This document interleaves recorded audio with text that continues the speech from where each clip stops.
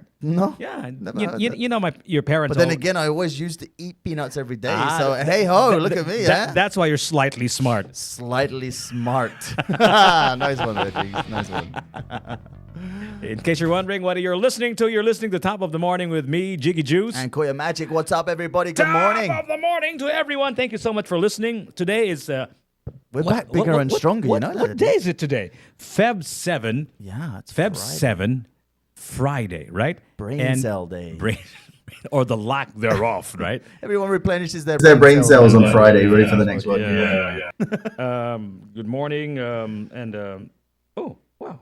Justine is on his way. Oh, hello. Good Her morning, way. Justine. I'm On her excited way. to see you. It's been a while. Oh. We're back even stronger now, huh? With our new positioning of our antenna. I know, right? You know how it is, right? Oh, wow. I'm super excited, guys. We've been off air for the past week and a half, but we are back even stronger, guys. So we are so happy to be gracing you with our presence in the morning. You know, in radio, especially in FM radio, height is might, right? Yeah. And we are broadcasting live from over 2,000 feet closer to heaven. So, yeah. It's a beautiful day, though. There you go. You can see the sun rays coming No, through. I can see a few feet walking around. Like, What is in your coffee this morning? no, I can see some sandals. Like, Oh, yeah. We're ever that closer to heaven. Yeah, we are. I think I saw... I see some angel wings flapping Yeah. earlier, right? Yeah, I think I saw Morgan Freeman earlier as well. Really now. Walking around. Busy living or busy dying. But make sure. Morgan Freeman. I like Morgan Freeman. Yeah. Anyway, so yeah. Got an exciting morning coming up. I know. As I was saying, we have a special guest today. We have a very special performer who will perform here at Tops. This is going to be historic. This is the first time Yeah. that we have this caliber singer perform down there at the Very circle, right? excited. Very Can excited. you give us a little bit of... Oh, there he goes. Yes, guys, we're going to be having a very special guest on our show later on. His name is Jarryd West, and he is from Perth, Australia. And people believe that his voice is mistaked for Ed Sheeran, but with an Australian accent, huh?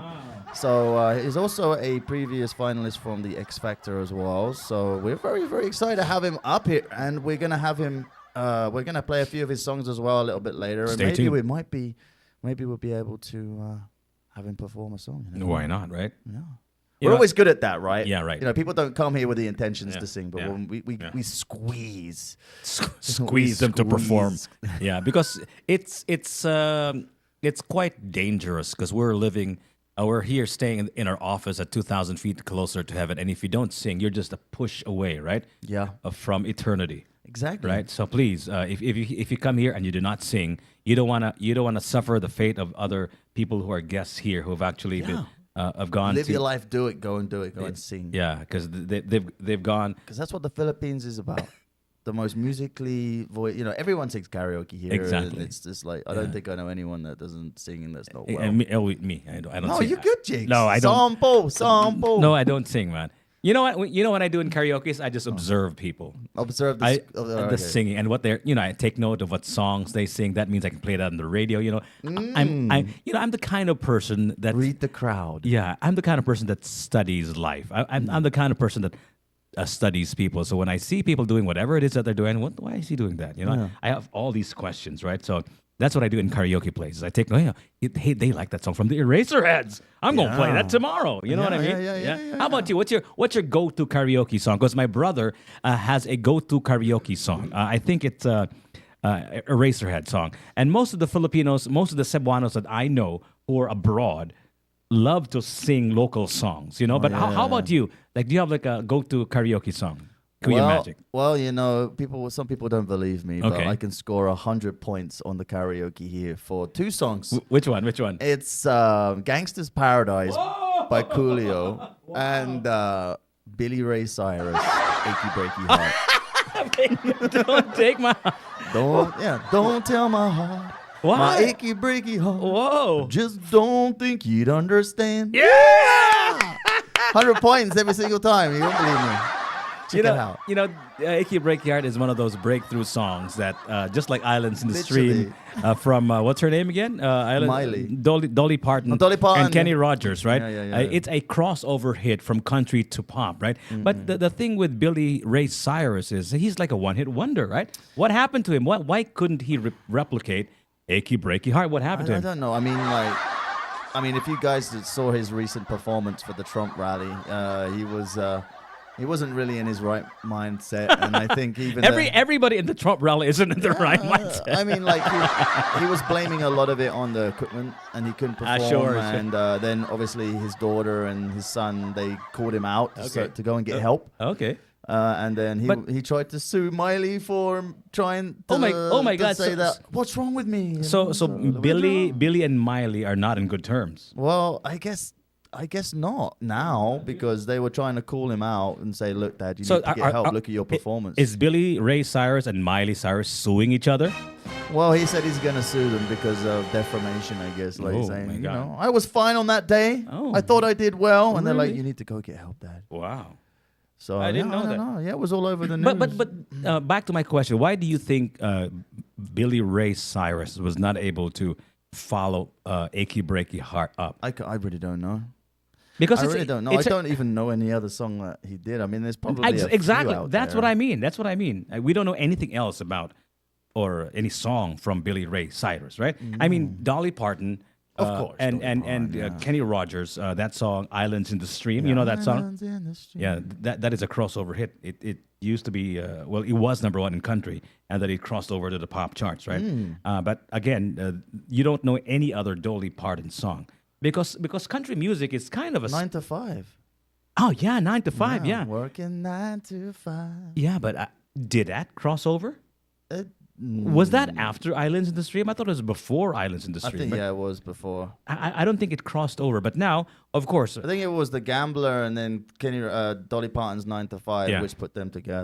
I mean, there 'Cause they were very are similar in their songs, music. there are country songs that cross over the pop charts, but never go all the way to number one, right? No. So this was Islands in the Stream. But now, since Shania Twain Oh, yeah. broke through the glass ceiling of country artists going to number one, right? Yeah. So now she's paved the way for artists like Taylor Swift, Yeah, right? of course, yeah. Yeah. So Taylor Swift, there's many of them. Yeah. So country music now is so part of pop culture now, right? It's no longer like isolated to just one kind of culture. It's all Yeah. pop culture. In fact, Grammy Awards recently. Yeah. Guess who won, right? Yep. What do you think of that? Beyonce's what is that again? Carter. What's the name of her album? Beyonce's album. Oh, I can't remember. I'm not really up to date. I'm not a fan of Beyonce. No, but she won country of the Yeah, she won country album of the yeah. year, right? I know. I So can't how do remember. you feel about that, man? You know, I think it causes a lot of drama. I You know, I know, like I know. it's and, like and we like drama. We like a drama. lot of people. This like you don't see her much in the scene. You know, they don't see Beyonce doing much, and like you know, a lot of people were kind of like there were more better options. Okay. For category. Okay. I was surprised that Taylor Swift didn't walk away with a Grammy, but you know, if it was going to be someone, I guess Beyonce would have taken it with. I mean, she teamed up with a few of those producers that I know. But So like, you don't know, believe that Beyonce deserves the award?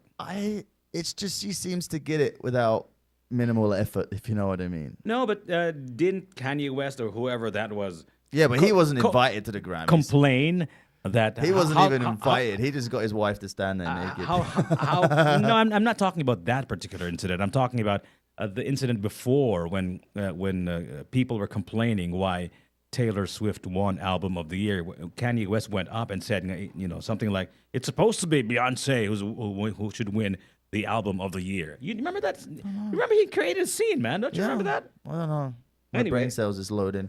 But you know, I think for you know, for a majority of it, I mean, I don't know. I can't singly handedly tell you one Beyonce track that she's released within the past year. I guess I'm not just appealed to. Cowboy Carter. That's the name of the album. Cowboy Carter. So it's not just Album of the Year for country. It's Album of the Year, period, right? I didn't know. Oh my God. I don't even know one single song on that album. Sorry, Beyonce. Yeah, I But know. No, we don't know because we're focused on local music. That's what we don't know. why. We live in a different world now. We live in a different orbit, right? different world. But you know what? Coming to our orbit here in Tops is a vocalist, a frontman, excuse me, of a world famous rock band called Journey. Oh, Right? He's getting into our the orbit. journey is a big part in my life. Yeah. It's crazy. Arnel Pineda will be here I'm live so excited that. in the studios of 105.1 TMC and also performing here at Tops. We can't wait. It's happening on our first anniversary. Can you believe that? No, I can't. Can you believe that it's already First been anniversary, it's yeah. been a year It's been a year. since that chaos? So much has happened in a year, and so much more is to come in this year. We've learned so much, right? Of course, It's mind blowing. Like, I'm glad we did our opening, chaotic as it was, because we learned so many things real quick and real fast. That's it. We got thrown in at the deep end, Jiggy. we got good real quick, right? Is it? Right? So I can't And wait. made our receptors more known, so Yeah. we now know what we're doing, and Yeah. we're growing. Yeah. And Yeah. even with the biggest feat this year, obviously, Yeah. is moving our antenna. Yeah. Antenna. Antennae. Oh yeah. So Spelled our with antenna is here. how with come us. it's spelled with an AE? What is that? Antennae? Is it antennae? Antenna? Something like- I don't know. Anyway. I really don't know. Let's listen. Sample from Arnel Pineda. Yeah, I can't sample. believe it's actually happening. okay. He's good. He's just such You know what? I got, I'm just excited to meet someone who's took up and took the big boots. Do you know what I mean? Yeah. Someone who's, like come and continued the Yeah. journey of the journey. You The know? journey of the journey, and he's gonna journey to.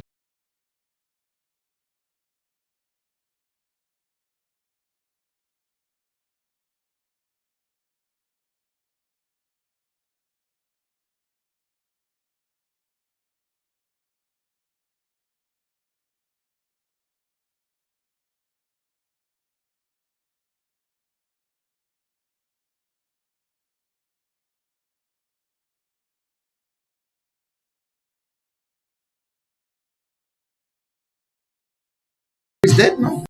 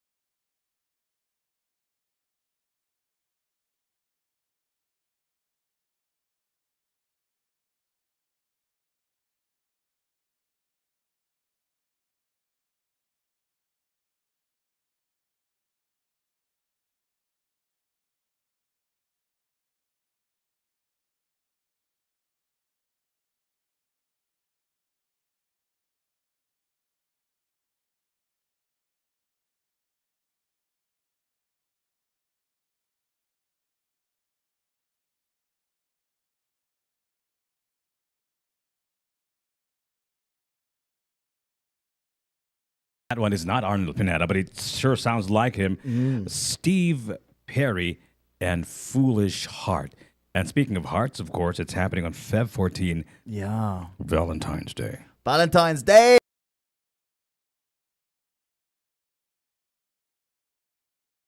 World than here. Can you think of anything more romantic? You know, than Tops? even if it's not Valentine's Day, it's Exactly. romantic here. It is almost I guaranteed. see flowers and proposals and couples every single day here. It is almost guaranteed that you will get lucky.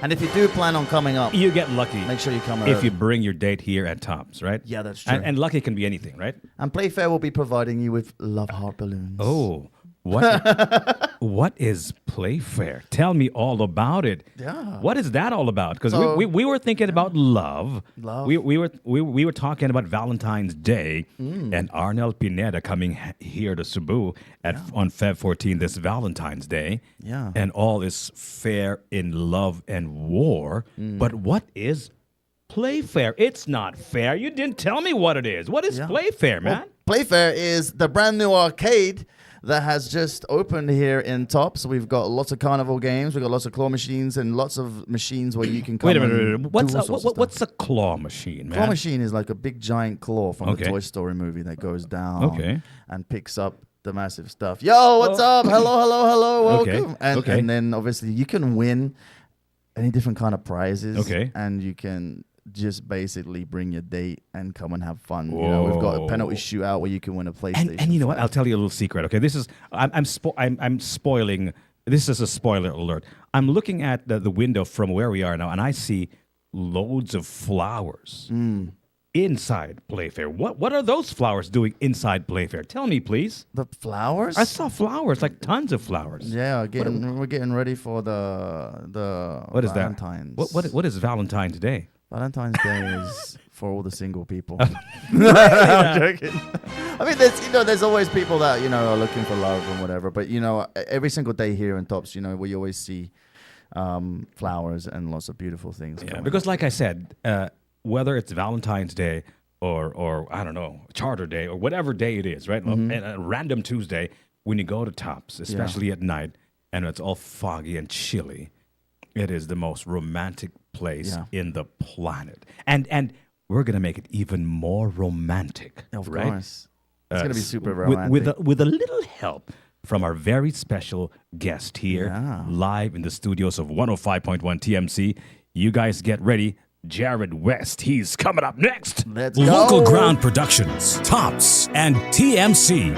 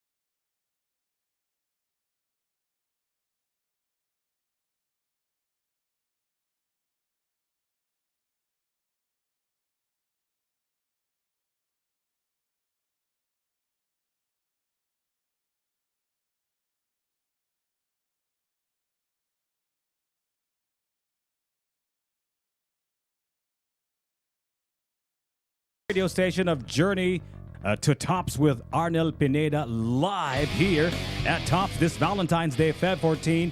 And of course, in the entire month of February, we were talking about how we're going to make it romantic every single day of the year, right?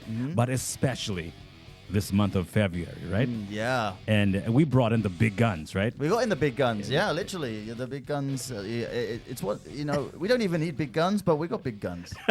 we got goons. I know. When you got foreign goons, Jiggy, you've made it. I know. I know it's tough to get out of that pickle, man. But yeah, guns. Yeah. We came here guns ablazing live in the studios of 105.1 TMC. We have Jarryd West. Good morning, Jarryd. Good morning. How is everything, Jarryd? How are you feeling today, man? Oh man, I'm so pumped. To be honest, I got a good night's sleep, so I'm ready for the world right now. All right.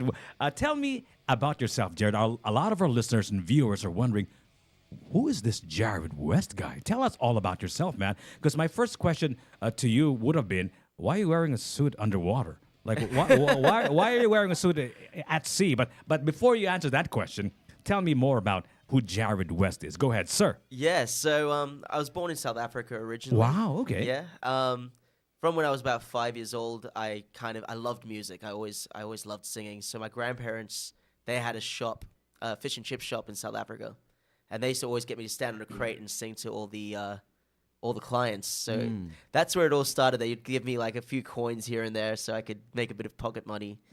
And obviously in South Africa, it's kind of deteriorated over time. So we ended up moving to Australia. And when I was there, I did all my high school and stuff there, and always sang at the school concerts and things like that. And later on, my friend was auditioning for the X Factor, and she wasn't allowed to go unless one of her friends did. So I was very much trying to impress this girl at the time. So I went, Dad, come on, let me audition. So I went in, and I ended up actually getting in, but she didn't.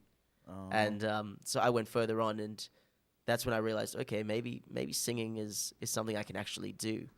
And a couple of years later, I started busking, and now I've done busking for like 11 years, and I thought it's time to sort of take the next step in my musical career. So that's where music sort of started for me. Is since I was a kid, I just had this huge passion for singing and entertaining. I heard some people like to compare you to an Ed Sheeran with an Australian accent. Oh yeah, dude, all the time. It's a very similar style to what I sing, and I mean that guy is such an inspiration to me. His songwriting and just who he is as a person. He's so down to earth and so just warm. Like you feel like you could just go to a bar with him and be his mate. That's it. Yeah, no, that's it. That's even one of his lyrics, isn't it? Yeah. So tell us about your X Factor experience, man. How did that go? So that was really good. Like that, it's sort of daunting because a lot of the time your parents are going to tell you can sing. Like it's a biased thing. So going in, it was pretty daunting. Like I've never been afraid to perform, but this was a whole new ball game. This wasn't a school crowd anymore. This was 10,000 people and 4 world-class singers. So it was daunting, but at the same time, it was quite exciting and eye-opening to see, is this real? Can I sing? Or are my parents delusional? But all parents are, right? All parents are. Like, thankfully, my dad's always been pretty honest with me. Like, but, it's subjective. So you never know if your parents dislike you because you're their son. But then when I went on, I got 4 yeses. So all judges said yes. So who are these judges? So at this time, it was Ronan Keating, Guy Sebastian, Natalie Bassingthwaite, who's an Australian performer, and Mel B from the Spice Girls. Oh, she was the scariest one. She's Scary Spice. So she was, Spice. Of course, Scary Spice. Okay. There you go. Okay. She was the one that, like, the contestant just before me, I was watching them on stage, and they walked off crying. So I was like, oh. Why is What has happened there? Why is she scary? Is it the way she looks, the way she talks? She's is the she mean? female Simon Cowell. Oh my God, She's really? the one. Yeah, she's the one that she's paid to be brutal, you know. Oh my God, okay. So Yeah, I can imagine. You've got to so- live up to her name, right? dude, yeah, she's scary spice. She's got to be scary. So, you know, before going on stage, I thought to myself, look, if she's mean, you know, it's part of the job. Yeah, it's fine. You know, whatever happens, happens.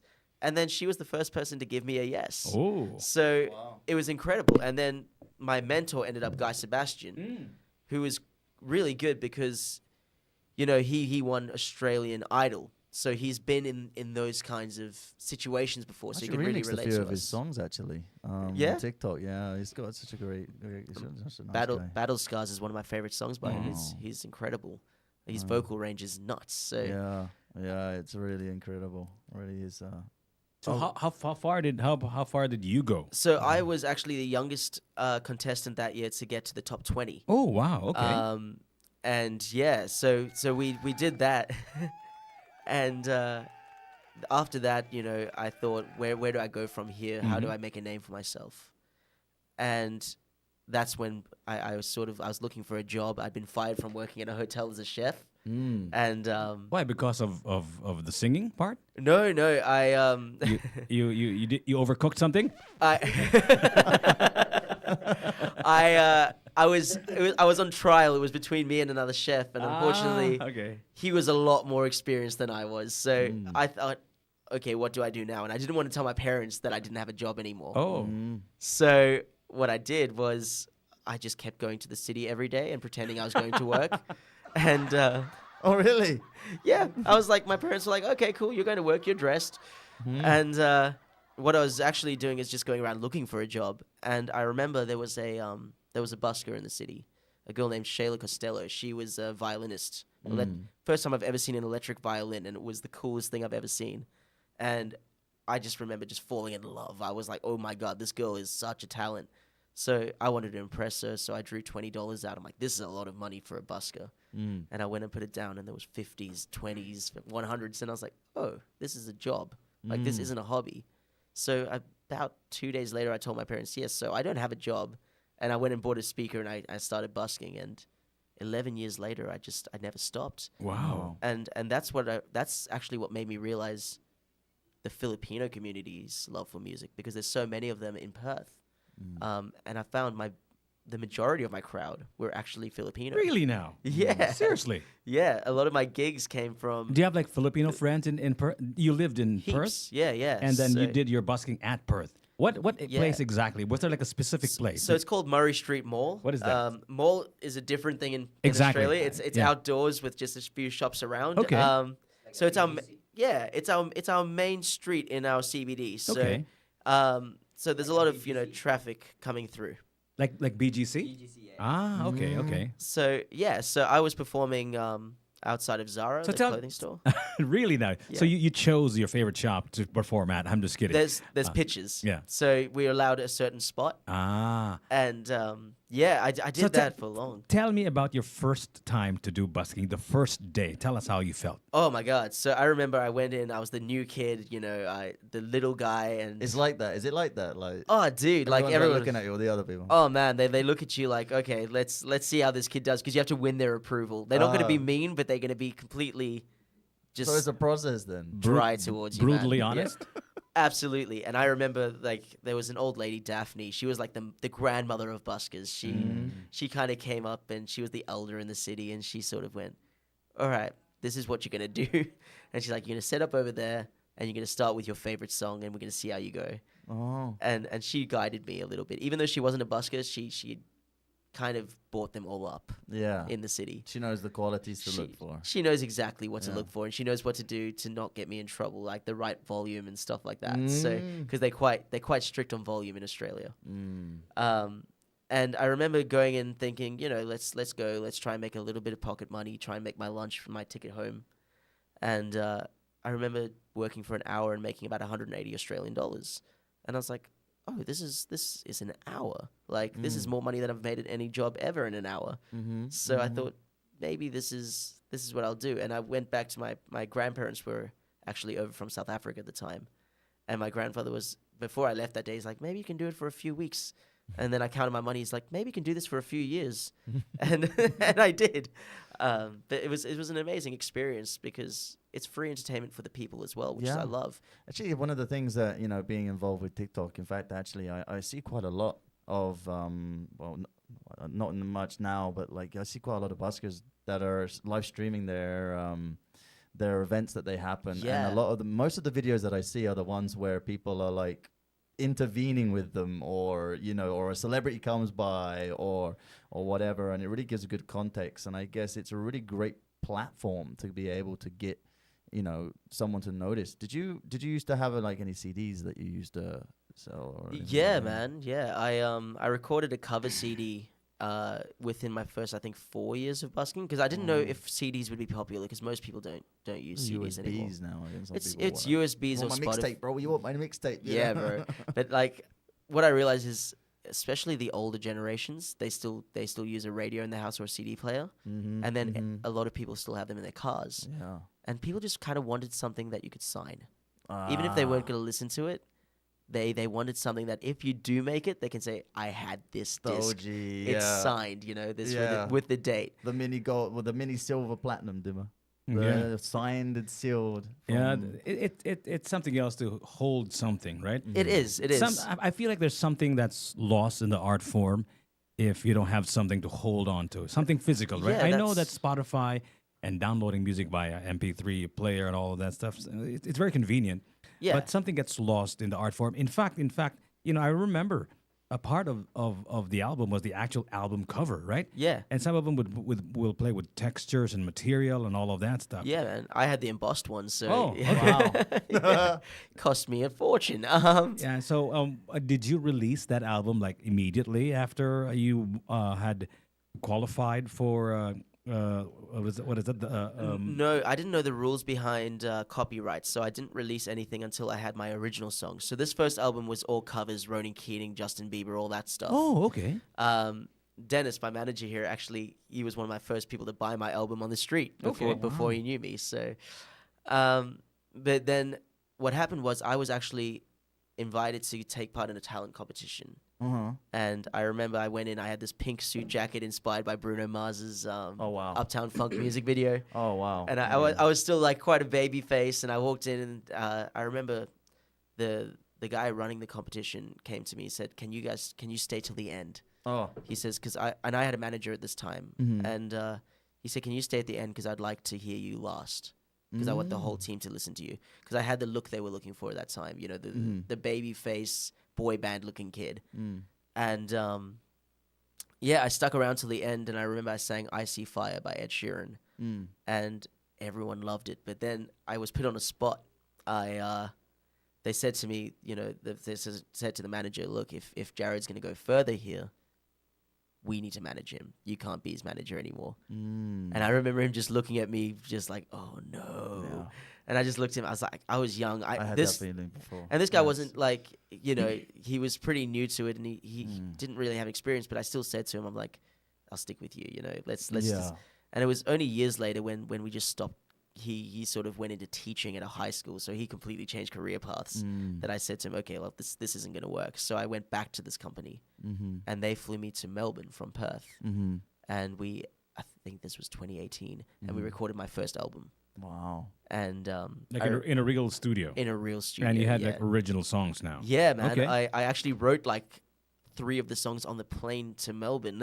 Oh. Yeah, I just had these bursts of inspiration, and I would look at not necessarily always my story. Like I would write songs about my parents' lives or So were you a singer first, or were you a songwriter first? I'm just curious because absolutely a singer first. Okay. Yeah. So this burst of inspiration, was that the time that you realized that, hey, I can also be a writer? Or Yeah. You were already kind of imagining yourself being a writer or writing songs? I was always fairly good at creative writing. Okay. Through schooling, I was pretty good at that because I did public speaking growing up as well. So I Okay. did a lot of poetry competitions, which was, when you're not good at sports, where are you going to go? Yeah. So I did that. So I kind of got that feel of creative writing.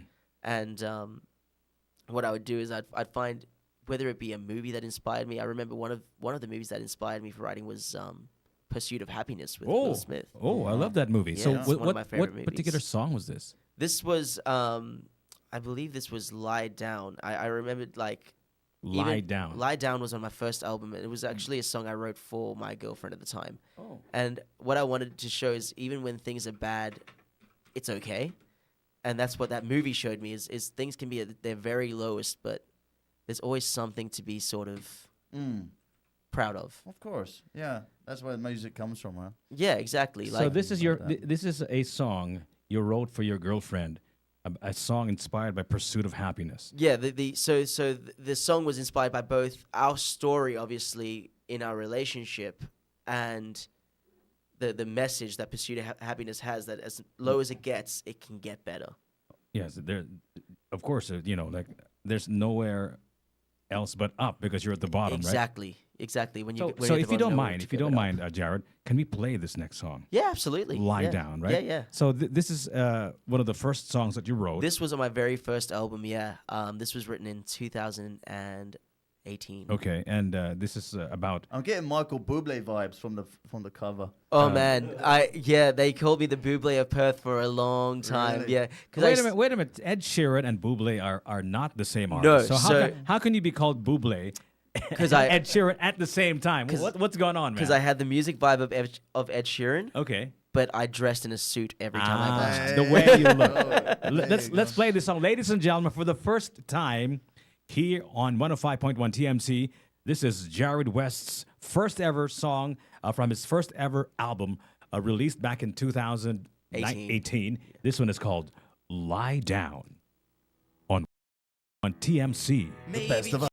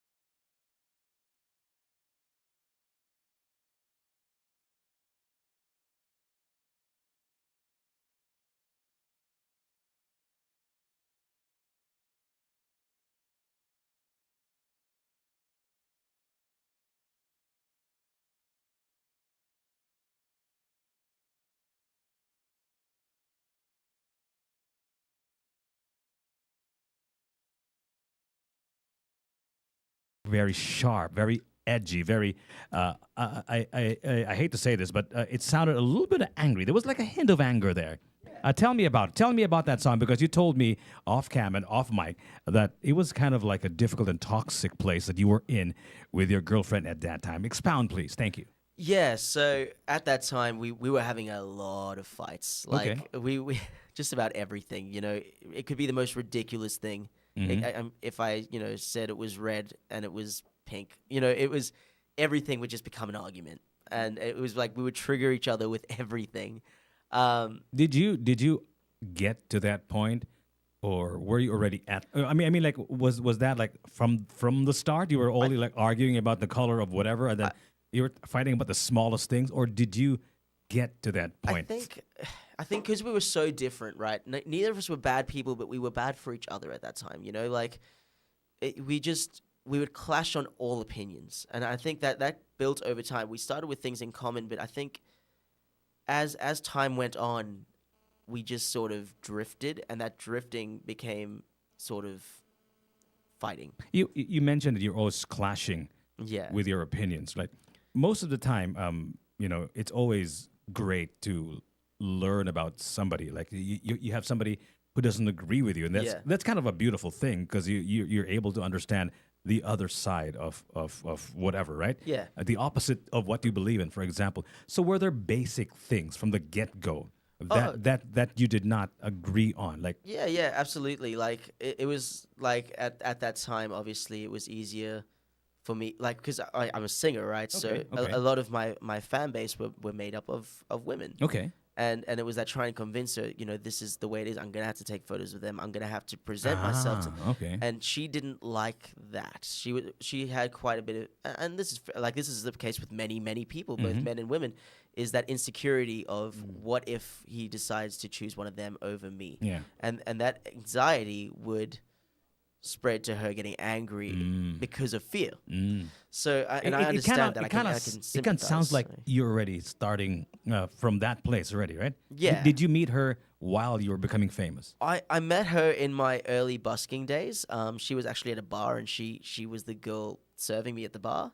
And it turned out she was really good friends with one of my friends. So she knew who I was before, and she added me on Facebook, and we got talking from there. But we very much rushed into a relationship, so we didn't get to know each other very well before we were dating. So, and that was the mistake, I think, is that we didn't get to sort of talk, and she didn't get to know who I was so much as what she's heard from others. So she didn't understand the music industry so much, like how intense it can be. Because I would have, like, there were people that would send her Facebook messages just telling her to back off because they liked me, and I was like, yeah, no, this isn't okay. So because we'd end up having to block the relationship, like hide it from people, because we didn't want her to get, you know, all these angry messages from. That's all the things that come with when you start gaining popularity. Yeah. And I mean, it's the same with me, with my wife. I wasn't even Kuya Magik before we met. And then obviously, you know, we got married, and then, you know, I took a complete turn. But she stuck by me all that side. And yeah, it was difficult. You know, it's difficult for those kind of things. But, you know, sometimes it doesn't work. Sometimes it does. But, you know, in my situation, it worked. But, you know, like, I'm very, very thankful. Yeah. But I can definitely understand the amount of situation it could have, and you know, like especially in writing music, I think that's, for me especially, you know, that's where a lot of the music comes from, you know, these experiences, right? That's the thing. So that's what that song was all about. Yeah, and it was basically telling her, even though we fight, I'm proud of the fact that she's trying her best to put up with the this. change. With So the you know, change. we're getting close to Valentine's Day, right? Yeah. Feb 14. Today is Feb 7. There's like 7 days to go. 1 week Before Valentine's Day, and some of the listeners out there are hopeful to get a date, right? Oh yeah. This Valentine's Day. Most of them are single. A lot of you guys are single. A lot of us are single. So you're wondering what kind of advice you can give. I'm wondering. Our listeners are wondering too. Yeah, we have an AFAM here. I don't know. Can you define to him what an AFAM is, Kuya Magik? Go ahead. I guess in the short perspective, it's a foreigner's perspective on love. Okay. So maybe you can tell us what's your advice to people who are about to start into a new relationship, based on what you've learned on that particular relationship with your girlfriend at that time, and you were inspired to write this next song. Yeah. absolute transparency. Like, I think, everyone's going to have their secrets, but when it comes to anything important that can jeopardize the relationship, let them know from the beginning, because you can't just rely on them getting to know that over time, because then once they're in too deep, it's too late. You can't tell them all these deep, dark secrets about yourself. Great song there as well. Right? So just like full disclosure first. Full disclosure, Really? like if it's anything important, like, if there's, look, everyone's going to have their secrets, then they should. Like Contractual. but anything that can come up later and become dirt on you, or Get it out. get it out there, because then if they like you for that, well, then they're a Sometimes keeper. when we're about to start a relationship, we always try to show our best foot forward, right? Oh, yeah, We absolutely. kind of hide our blemishes. We wear the most expensive perfume, the best Yeah. clothes, and shave off our facial hair, and do all sorts of crazy stuff, right? So hiding your imperfections is sort of like the way things start. So you can't start away and say I'm an idiot or whatever. Like no, absolutely. So what do you mean by that advice? I want to know. Well, like, so for instance, for me, I think I try and keep it as it was in the beginning all the way through. So I always try and keep my best foot forward all the time, not for them necessarily, but for myself. So I try and go in fairly open book without hiding too much. But as I said, like, there's certain things that you don't want them to go in not knowing about you. Like, for instance, I'm a murderer. those days are over now. I looked at you and I actually thought so. So it's all over your face, man. But no, I can see it. it's like a lot of people in Australia are polyamorous. It became quite a common thing. Oh, really now? And for those that don't know what that is, it's when you find you can have a romantic attraction to more than one person. Okay. Even if you are in love. And I feel like, and I had a stage that I was like that. And I did have that mindset, because I really did believe that's what I was. You're And- what do you call a person? The polyamorous Just person. a polyamorous person, Okay. I guess. I don't So think there's can you a define poly that? person. Can you define that again to us? What is So, polyamorous? It's when you're with one person, but you can still be attracted to another. okay. So you don't believe that you're possessed by one Okay. person. You're not Okay. one person's possession. You So it is kind follow of the love wherever it is. it is kind of a common thing in your place. It became extremely common. I didn't Okay. realize how common it was till recently. Okay, that's very interesting, because we live in a fairly conservative Conservative, nation, yeah. right? So I'd like to get into that, if you don't mind. My polyamorous friend Kuya Magik. Bro, I only have eyes for one. Yeah, I know. It's me. But see, he has eyes for one, but the thing is, he's got two eyes. Yeah. So the other eye is for another one. She's listening, by the way. I know. We're just kidding. It's okay. The other eye's for me. So tell me about it, please. Sorry. So, well, now I'm not. So what I realized later on is, I think once you find the person for you, that feeling goes away. I think the polyamorous sort of nature shows itself when you're not possessive, but I feel like jealousy only really kicks in if you're that deep into the relationship where you're like, this is my person. This, I don't want to share this. And I realized that later on is once you find the right person, that very much becomes the case.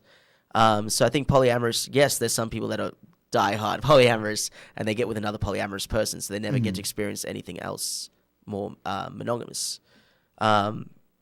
But yeah, so I think that, like, the big thing for me is when I was in a relationship, I didn't point that out straight away that I was polyamorous. So she didn't know that. She didn't know that going in. She found that out. Wow. And I think she went, oh no. Fair enough. And I, we had to go through a bit of a stage talking about that. It was a bit of a rough patch. And I think that's what actually triggered the arguments we started having. Because even then, once I'd explained myself to her, it was that, but you didn't tell me that before, so what else are you hiding? So that's what started triggering a lot of arguments. Even though I was hiding nothing, it created a insecurity. You mentioned that polyamory is common in Australia, right? Very, yeah. She's also aware of polyamory, right? She knew what it was, but she's not. She's very much commitment to one person. Oh, I will be with this person for the rest of my life. Okay. And I think So when you broke the news to her that you were, what did she say? Oh, she cried. She was very upset. I had to very much comfort her through that. I had to reassure her all the time, that even though I do have that feeling, I'm not going to act on it because I would only act on that if we were both polyamorous. Like, otherwise it's not fair. Otherwise it is in fact cheating, which I'm not going to do because what's the point, right? Is that just like an attraction, physical attraction to want to be with that person? Or is it can be physical, but it can also be super emotional. You can love someone equally to your partner that was a friend before.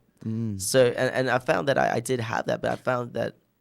So I'm curious, how do you know? How do you get diagnosed with that? It's not so much a diagnosis as much. Do you as like? far as- Is there how do you know that you are?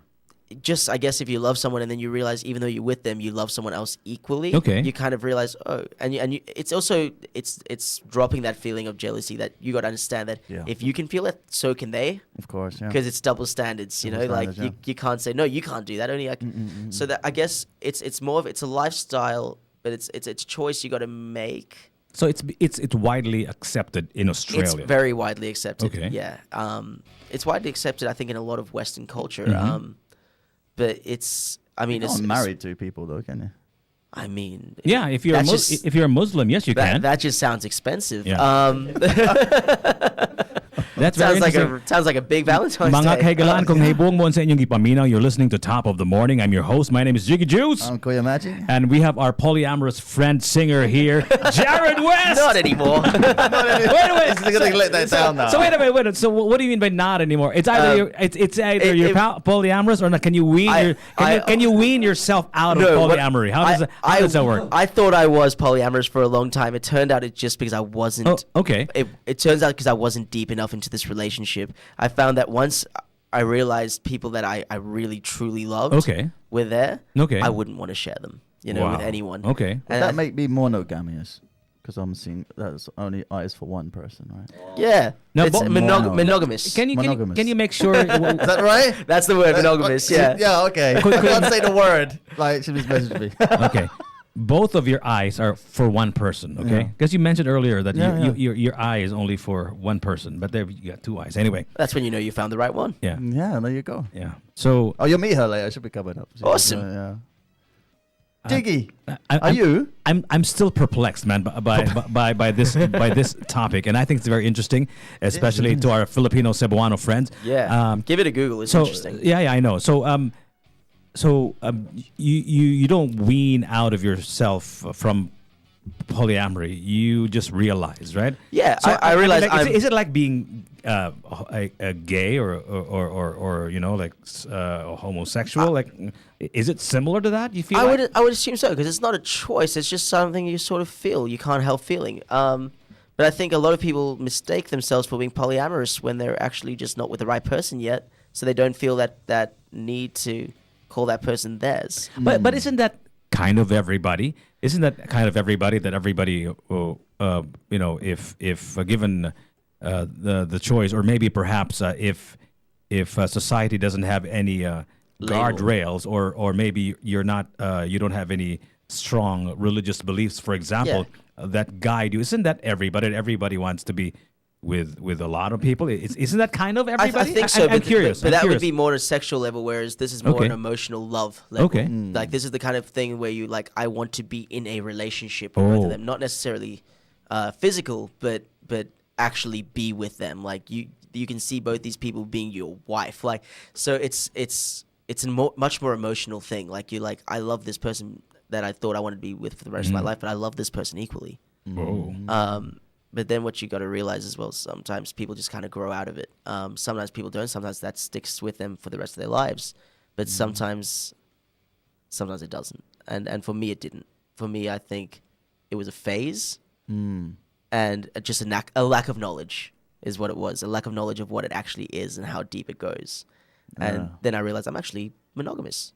Yeah. In case you're wondering what's happening here, and in case you want to join us in our conversation, you can text us 0962 746-3537. We're here live in the studios of 105 with Jarryd West, our busker performer here at Tops. Very soon he's going to be performing here at Tops. When are you performing here? Starting when? Yeah, 7 p.m. tonight. Oh, wow. This is your first day today.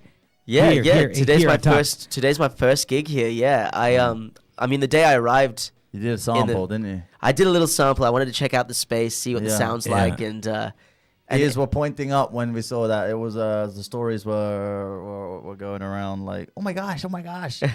So it's really exciting. We're very excited. It was a great first taste of the Philippines, to be honest with you. The crowd were beautiful. Yeah. You know, this whole busking thing, similar to, I guess, being a chef, being a cook, became sexy fairly recently, right?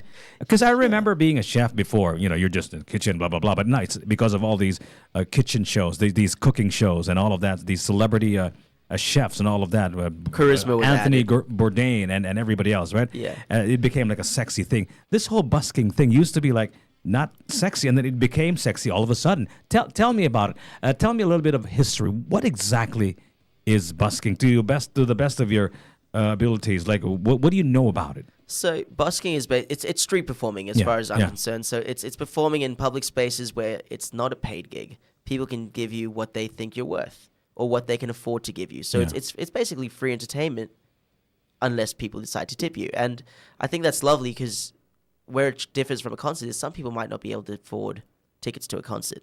Anyone can afford to watch a busker. Yeah. I think what made That's busking. also how Ed Sheeran started as well, right? Yeah, that's what I was about to say. So that's I saw my his next photo, like the one where he was like looking back, you know, like where he once started to where he is now. Yeah, dude. It's amazing. So the thing, and that's what I'm getting to now. Actually, is one of the things is Ed, is I think what made busking sexy more recently is a lot of people are realizing now. Ed Sheeran, Justin Bieber, John Butler, a lot of these very famous singers started off buskers. So look where they are now. So I think what makes it sexy is looking into where they could be eventually. It's that foresight. The world is your oyster. Yeah, you can go anywhere and do this look at job. You now you're here in the Philippines and you're about to do a show tonight, and that's just gonna keep going on. Yeah, man. And I mean, busking is what led to me opening for Parakani Edgar in Perth. I mean, their manager found me singing in the city. And that's where my manager now, like, that's how he found out about me. And now he's really helping change my life over here.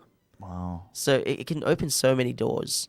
Because basically what it is, it's you're putting your resume on display every single day when you busk. Did you ever have? I'm still stuck with polyamory. Processing. Did you ever make a song about it? No, actually. I guess... Ron, make note. This could be our next song. Yeah. We're gonna collaborate. Let's think what we can do. Yeah. Let's call it Poly. Polly Princes, yeah. There you go. No, I never actually wrote a song about it because I didn't want that to be how I was defined. And I'm glad I didn't now because I realize I'm not. What I wrote songs about mostly is stories that inspired me. So like inspiration. Yeah, man. Right from what inspires you, what makes you happy, or what brought you through hard times. Yeah. But yeah, I think I don't want to define myself as I didn't want to define myself as polyamorous because I didn't want to believe I was because I didn't agree with it, but it was just something I couldn't help at the time. But it turns out I wasn't. I was just waiting for the right person. Yeah. There you go. During the competition, Which competition? The one with the girls or the one with the music? No. Both. One leads to the other usually. Yeah. So. The singing competition. What was it called? X again? Factor. X Factor. Sorry, man, Yeah. forgot. So what does because it's always like that one song that does it all for you. What was the song? What do you think was your winning song? Oh, If you want to call it that. So, what got me into the X Factor was actually "I See Fire" by Ed Sheeran, the song he wrote for The Hobbit. Okay. And I love that song because it shows your entire vocal range in the first about 20 seconds. So I knew if I can sing that song, just the beginning part of that song, I've got them hooked. If I sing it properly, I've got it hooked. And then the first round I did for the judges and the 10,000 people, that was a song that's much less popular. I don't think it even exists here. It's a song called "Last Request" by a Scottish artist named Paolo Nutini. He's big in the UK as well. But this "I See Fire" song was a song you think that did it all for you. Oh yeah. Will we get to hear that tonight? "I See Fire"? I can do that tonight. Yeah. We can listen to it this morning. Oh, we can listen to this From morning. Ed Sheeran himself. Yeah. Shall we? Yeah, let's go. Is that okay? Absolutely. Can you It's play one of my favorite songs. Please do. Yes. Here is the Jarryd West sound-alike. His name is Ed Sheeran. 105.1 TMC.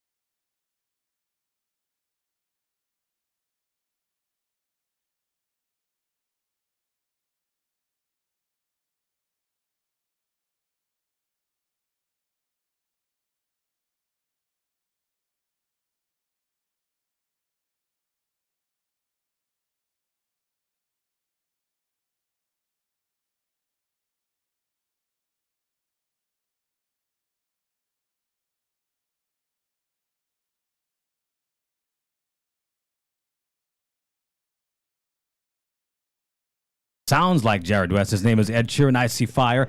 And that is the winning song of Jarryd West when he was part of that competition, The X Factor, right? That's the one. And Yeah. he was being judged by Scary Spice, Guy Sebastian, Ronan Keating. Ronan Keating. Actually, Ronan Keating is scheduled to perform here Yeah. in Cebu, right? Heard about that? Yeah, I wish I was going to that concert. It looks When is this? incredible. That's It's next week, Yeah, isn't it's it? in Waterfront. Aren't you gonna front that event? I wish. Maybe we can make that happen. If you guys can make that happen, I will be. Let's see what we can do. Okay. Because I haven't seen Ronan for years, but Oh my God. he was the nicest judge to me when This I was on will the be like a stage. sweet reunion, right? Yeah, man. imagine. I just remember his Irish accent. He was like, Get my number, okay? Yeah. We'll We make can that happen. Yeah, I'm would gonna be go as well. he was. I remember Sing my because heart out. I remember I did this this really cheesy fist bump when I got my third yes, because then I knew I was in, right? Because there's 4 judges, 3 yeses you're in, and he was the last judge to say anything. And I remember he's like, "All right, well, obviously you're a star. They love you." He's like, "But I'm not going to give you a yes till you do another fist bump." And Wait a minute, Ronan Keating is Scottish? he's Irish. Irish, yeah, okay. Maybe that sounded Scottish. I'm not good at accents, but That I was tried- pretty good, tried my actually. That was best. pretty good. That was pretty good. You know, Ed Sheeran, when he performs, he does it all alone and performs everything. He's Guitar. a musical genius. I know.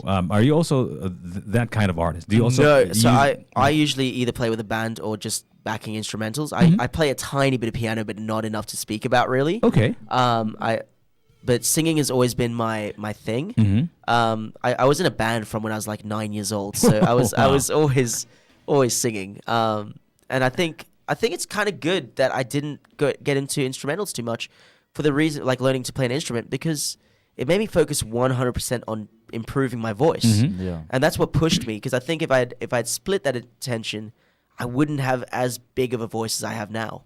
Because it's all or nothing really. If you can put all your eggs in one basket, you can have a good basket, man. Like it's gonna be, you're gonna have some. In fact, you power put there. your entire whole all the eggs in one busker. Yeah, in one busker, exactly. Yeah. He wasn't appreciative. And you're going to be performing tonight for the first time here in Cebu, or in the Philippines. First time in the Philippines. yeah. This is my first big performance In the Philippines. in the Philippines. Okay. And you're going to be right there, right smack in the middle of the Smack bang in the circle. middle, with a beautiful view behind me. So I'm just gonna try and set the mood for those loving people on Valentine's Day. You know what, Jarryd West, Cebu, the Philippines is a country full of great singers, right? Oh, I know. Arnel Pineda is going to be here on the 14th. He was just one of those lead vocalists of a show band in some obscure bar somewhere in Manila. Yeah, man. And they found their lead vocalist, right? Yeah. And all of that stuff. Just a few weeks ago during Sinulog, I don't know if you're familiar with Sinulog. Sinulog is like The festival? the festival here Yeah, yeah. in Cebu. We flew in to perform for the first time here in Cebu after winning The Voice USA. Sofronio Vasquez was in town to perform live at Waterfront, right? And you're here, and you're in a city full of great singers. How do you feel about that, man? Is that kind of scary or I'll what? tell you what. At first, it was intimidating. Okay. Now it's more inspiring. Because I think before I performed my few test songs here, I wasn't sure I was gonna go, because you guys are used to very good singers. I think what my advantage was actually just being a foreigner. Suddenly there's this white dude with blue eyes is coming to sing our songs. So yeah, I think what I brought here was something a little different. Okay. And I do a lot of ballads and things like that, which I can see you guys love. We are a very romantic country. Yeah. So rather than being intimidated by the other singers, I was inspired by them. I think Have you seen any singers around in the Philippines, in Cebu? plenty. I've seen a bunch of live music in hotels and restaurants and Okay, things here. okay. I was actually told to come here quite a few times by 2 buskers in Perth Ooh. from the Philippines. Ooh.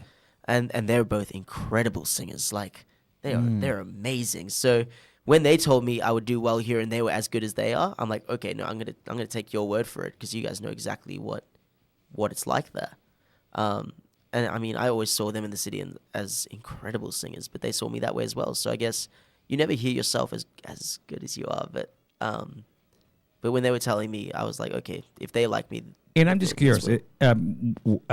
When you join a competition, you either become a recording artist or you become a busker, right? Or wherever your career leads you to. I'm just Yeah. curious, like when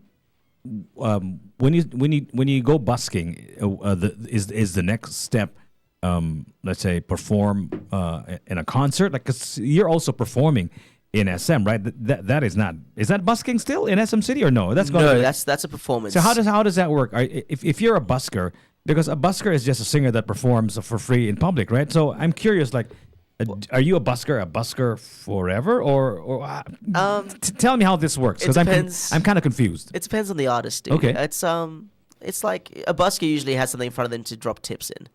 Now my SM performance, that is a promotional performance. Okay. So that we can try and get to all the SMs. We want to go all over the Philippines. I want to bring my name out here, you know? Yeah. I want people to I want to become a household name here. That's every musician's dream, really. And the problem with busking, as beautiful as it is, I mean, I love busking. It's beautiful. But a lot of people, if they're not motivated enough, they stick to busking. And I know a busker that's been doing it for 35 years, you know? And the problem is you get stuck. And I think the best thing I did was decide, okay, I'm like Get enough money behind you. Exactly. So Wait a minute. So you work for you were a busker in Perth for 11 years. 11 right? And years, you know man. somebody who's been a busker for 35 years. 35 years, So man. the word is probably not stuck. They probably like it. they enjoy it, but Yeah, so I feel like what is it in busking that you were able to do it for 11 years and this guy 35 years? it's that happiness you bring to people for free. It's the fact that you get these families that are crossing by and they'll just stop and you'll make their day. I mean, I've had sad and happy stories, but like I had a woman this year come up to me and she had just found out like her cancer had come back and she was lucky to have a few days to live. Oh my. And she came to me, specifically came to the city to thank me for singing for all these years when she was going for chemo treatment. Because she used to come after hospital to listen to me sing to make her feel better. So even though it's a sad story that she's not going to make it, it was that absolute gratitude that she made it in her came, life. she made it part of her life, and she went out of her way to come thank me, and that was just such a beautiful moment. And so there's stories like that, and then of course there's the story of people find you. So I mean, I would never have known who Parakni Edgar was, because I'm in Australia. They're famous here. Tell me about that. How did you find Parokya ni Edgar? How did that happen? I just realized I'm butchering the name. I can't even say it either. There Don't you worry, go. bro. Their road manager was walking through the city at the time that I was singing, and apparently he was with his wife, and they walked past and they went, "He's a good singer. Let's go up to him." And they went, "Okay, wait. Let's test." I think it's because you guys are quite religious and everything like that. He's like, "Let's make it a sign from God. We're gonna go to lunch, and if we come back and he's still singing, then we'll ask him." I think he was just hungry, to be honest. And they came back. They came back about an hour later, and I was singing in another spot, but it's still where they would walk past. And I was singing "Hero" by Enrico Iglesias, and that's his favorite song. Oh wow. So he was like, "Okay, if there was a sign, that's the sign." That's the sign. So yeah. so he was like, "Yeah, do you want to come perform? Do you want to come open for a band tonight? In Fremantle." This is which the one favorite of our song towns. of That was his favorite song. That was the Parakni Edgar's favorite road song? manager's favorite song. The road manager. Okay, Yeah. all right. So he ended up getting me for that, and he asked me if I wanted to open for this band, and I didn't know how big they were. I couldn't spell it, so I couldn't look them up. So I remember taking my little busking amp with me and walking into this building. They're like a super band here in the Philippines. Yeah, no, I realized. Yeah. And I walked in with this little amp and I walked into the venue and it was just walls of speakers and a huge stage. I went, okay, I'm probably not going to need this. Yeah. And people just started pouring in. And I was like, this is a lot of people. And it was just it was my first really big Filipino performance experience. Wow. Like I'd done a few birthday parties and things like that, but this was different. Yeah. And what I realized is you guys love live streaming. And because I was being live streamed and they put my tag, I started getting all these followers. So my following went from about maybe 300 to about 8,000. And that was within the course of being a half an hour opening act. So I was like, okay, this is insane. And from then on, and it's Perakni Edgar that made me go, I need to go to the Philippines. Mm-hmm. And then Dennis was great enough that when I spoke to him at his house about it, he's like, well, if you go there, you got a place to stay, and I will talk to all my contacts there for you. And that's at that point that I said, dude, you should be my manager. Like, you should manage this tour for me. Yeah. Yeah. And the rest is history. And the rest, and here I am, you know. Live at 105.1 TMC, we have Australian artist Jarryd West, and he's going to be performing here at Tops tonight, starting at 7 o'clock. Starting at 7 o'clock. 7 p.m. And, you know, we have all of your songs here ready for playing, Jarryd. Which one's your... I know it's like choosing a baby, but if you had to choose, gun to your head, what would be Jarryd West's favorite song of Jarryd West? Oh my goodness. I would say Pandora's Box. It's my most streamed song. Okay.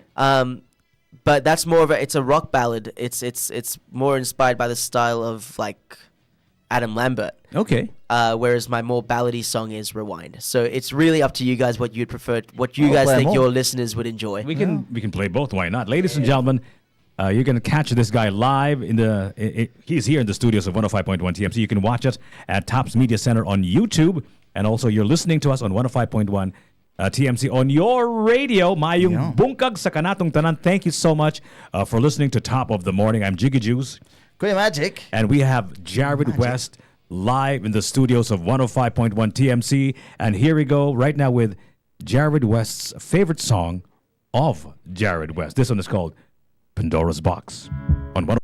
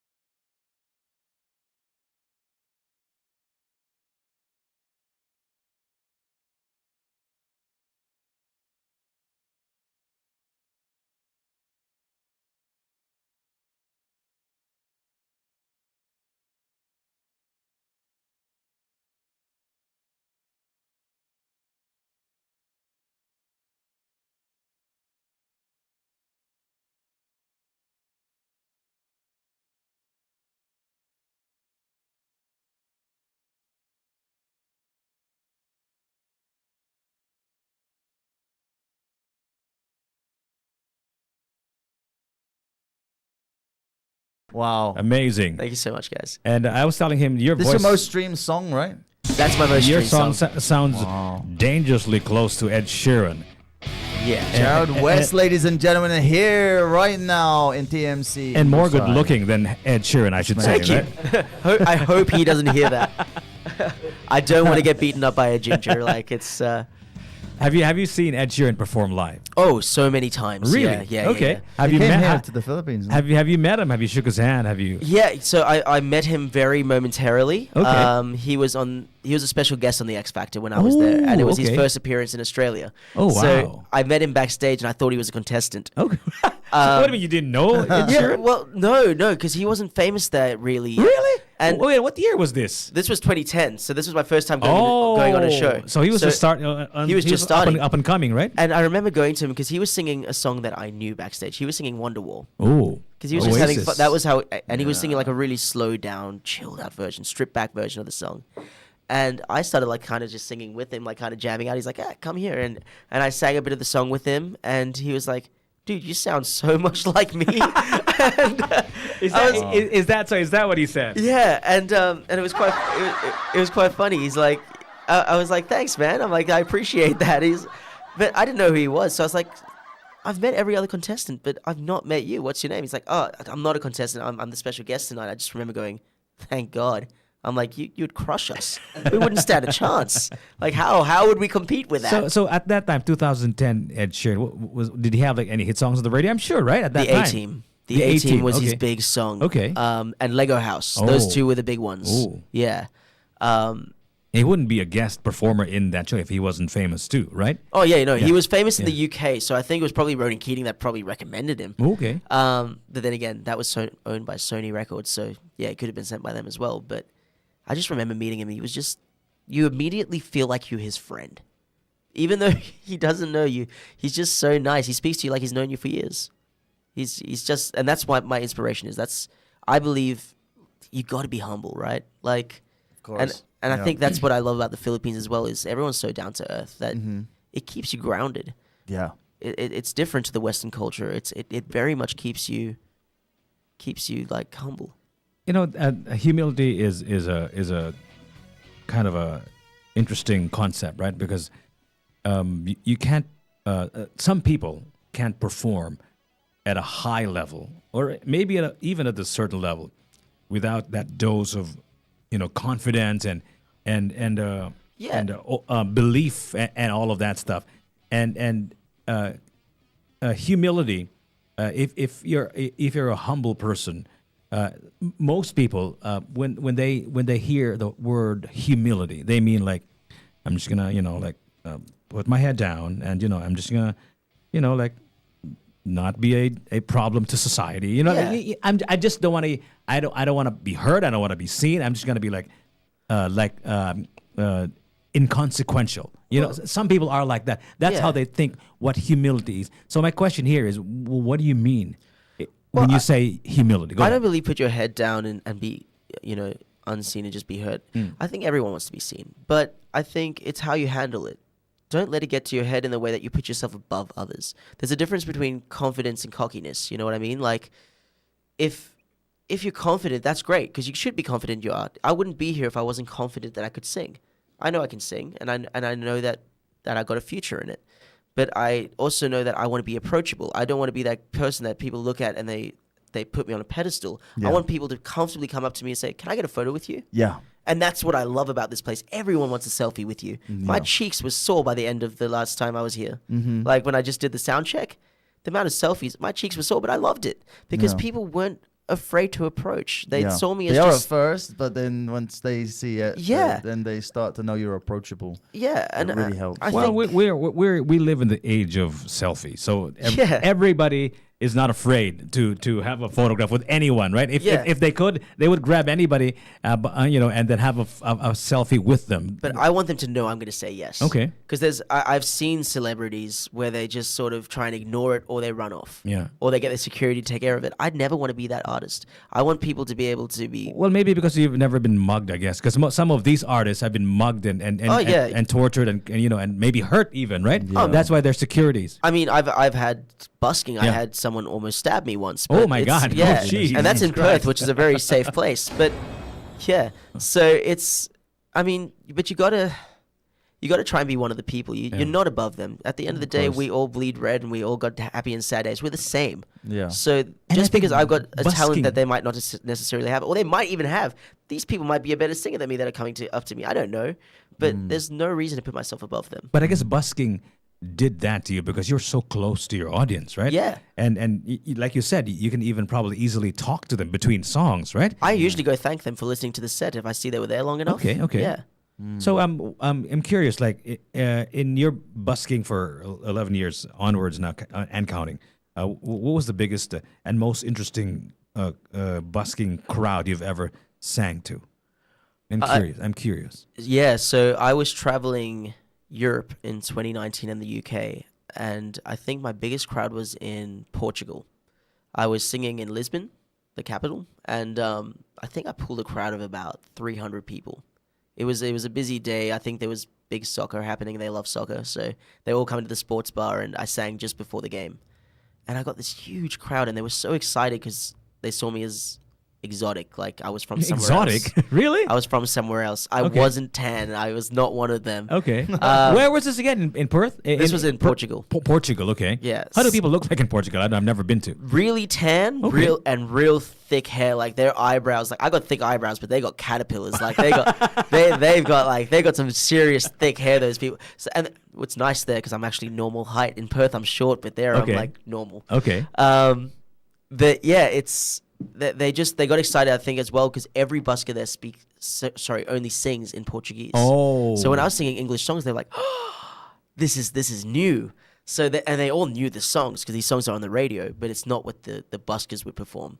So I had this crowd, and they were just incredible. They were inviting me to like fiestas in their houses. They were, well, drinking wine is very common in Portugal. So they would bring me port wine while I was singing. So I was, I don't actually like drinking, but they kept giving me drinks, and I felt rude not to drink with them. So I was drinking with them, having a party while singing. By the end of my set, I was so drunk. But that's what I loved. It's a sense of community course. that you get in these places, and that's the same with the Philippines. The sense of community Of course, yeah. that you get here is incredible. And I think if you re-ask me this question in a week or so, I think my new favorite busking experience is probably going to be tonight or Sunday because it's going to be different. And look at the view from here. Yeah, it's beautiful, right? It's something different, man. It is beautiful up here. You're not and going to beat that. Yeah, it's like your stage is above every country, every village, every person. So And you're yet- performing out to the world. And yet you're sharing your stage with the public. And Yeah. that's what's awesome about it. yeah, it is a backdrop and a half, isn't it? And you can catch him tonight starting at 7 o'clock here at Tops. Jarryd West performing live. In case you're wondering who you're listening to, we're with him right now this morning for Top of the Morning. I'm Jiggy Juice. I'm Kuya Magik. And you can text us if you want to ask anything to Jarryd West, to myself. What's your name again, sir? Yeah, I have a few questions. Kuya Magik? Kuya Magik, that's his name. Yeah, a lot of our listeners are sending in messages. 0962 746 3537. What are the questions there, Kuya Magik? Go ahead, tell A everyone. lot of people, someone the question is asking, who's your inspiration right now in music? I've got a few, actually. So Ed will always be one of my inspirations for songwriting. That man is a genius songwriter. His lyrics are just next level.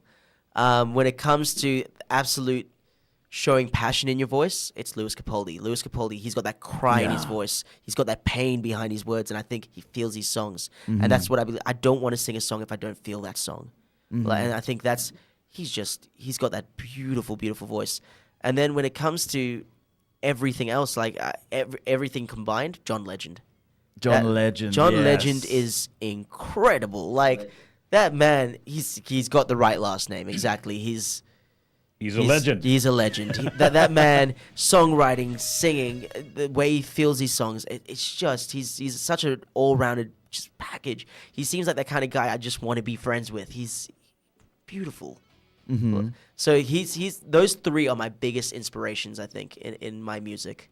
Okay. Yeah. And I got another question here coming in from Ron in Mactan. He's asking, if there was anyone in the world who you could collaborate with, who would it be? Ooh, Wow, that's a tricky one because I think I'd want to Kuya collaborate. Magik. That's happening. How about that? That's happening. I mean, that's where that wish is going to come true anyway. Yeah, that's happening. That's really tricky because I love so many artists, but I think I'd want to, even though my favorite singers are mostly male, I think I'd want to collaborate with a female singer because the harmonies would be so beautiful. Yeah. I would love to perform with someone like Jessie J. I think she would be incredible because she's got a different style to me. I think the gelling of it would be beautiful. I mean, who wouldn't want to perform with Taylor Swift because she's huge right now, and she's performed with my favorite artist, but that might be too much of a copycat. But of course, Adele. Adele would be incredible. Wow. It would be the smallest my voice has ever felt because that girl's got lungs of a goddess. But she would be incredible. Have you collaborated with anyone for that matter? Like these are the people you want to collaborate with, but have not you ever? famous people? Okay, but who are these people that you have collaborated with? And So I've got a song on Spotify called Your Hero, and I performed that with my friend Maddie. I remember when I recorded the song, I was actually sick. I had a flu, but we toughed through it. And this girl, she was a busker in Perth as well. She lives in Melbourne now, and I remember her and I was just really good friends. So when I went to Melbourne to record my album, she was already living there, and I said to her, "Let's do a song together." And she came in and she learnt my song within about 5 minutes, and she sang it with me. She way outperformed me for this song, to be honest. Her voice was just next level powerful. And she was my favorite collaboration. A song I haven't ever released was written with my friend Jennifer. She's got a beautiful, very haunting style voice. And of course, I've sung with pretty much every busker in Perth at some point. At some point, we all perform together. There's a Filipino busker named Ivy. She lives in Perth. As a music on Instagram, if you guys want to hear her. She's got an incredible voice, and I've sung with her a couple of times in the city as well. you know, I'm curious because I was asking you earlier about how busking became sexy, became a cool thing. I'm curious. Is there, because you mentioned that this girl Ivy is on Instagram or something like that. You mentioned she's in the social media platforms. Does the advent of social media have anything to do with a kind of resurgence of busking? It's become very social media driven now. Like you see a lot of buskers now even setting up their phones and live streaming it while they're busking. Yeah. It used to be just a person with a guitar and a hat. That's what it was. It's evolved. Now we want to look good when we busk. We want to have the best equipment so that we sound good when we busk. It became a show. It became over a street performance. It became a street show. And now it's like we don't want to be called buskers. We want to be called street entertainers because that's what we're doing. We're there to entertain. We're there to make the crowd go, wow, what are they? One of the things we hear on the street a lot is, you're too good to be on the street. And we want to sound that way. We want to sound too good to be on the street because we don't. Yeah. We want to make it bigger than the street most of the time. Unless it's, just more fun. If you're doing this and you're taking music seriously, you want to get bigger than a street performer. This whole busking thing is actually kind of culture already in some parts of the world, right? In fact, I think this is an import from the West. Like, where is that place again? I completely and totally forget. But there's a place somewhere in the world that this whole busking thing is like commonplace. I would probably say it's definitely Europe or the UK because that's where most of the buskers are. But I think it was probably London, to be honest. I think London would have started busking. Don't quote me on that. I have no idea. But near the Tower Bridge and everything. Leicester Square and Trafalgar and things. You noticed that when you were young, Kuya Magik? They were already buskers? No. I'm talking about like before when it all started. Like, do you remember buskers back then? I always did. Yeah, I would always see a clown or someone doing some sort of entertainment, mimes and things like that. So busking, is that limited to singing, or can you be a busker clown or whatever? Yeah, you can do anything. Oh, okay. So it's not just singing. Yeah, sword swallowing, singing, mimes, all kinds of things. Anything that's considered entertainment can be a busking act. It's just that singers happen to be the ones that stand out because we're the loudest. That's all.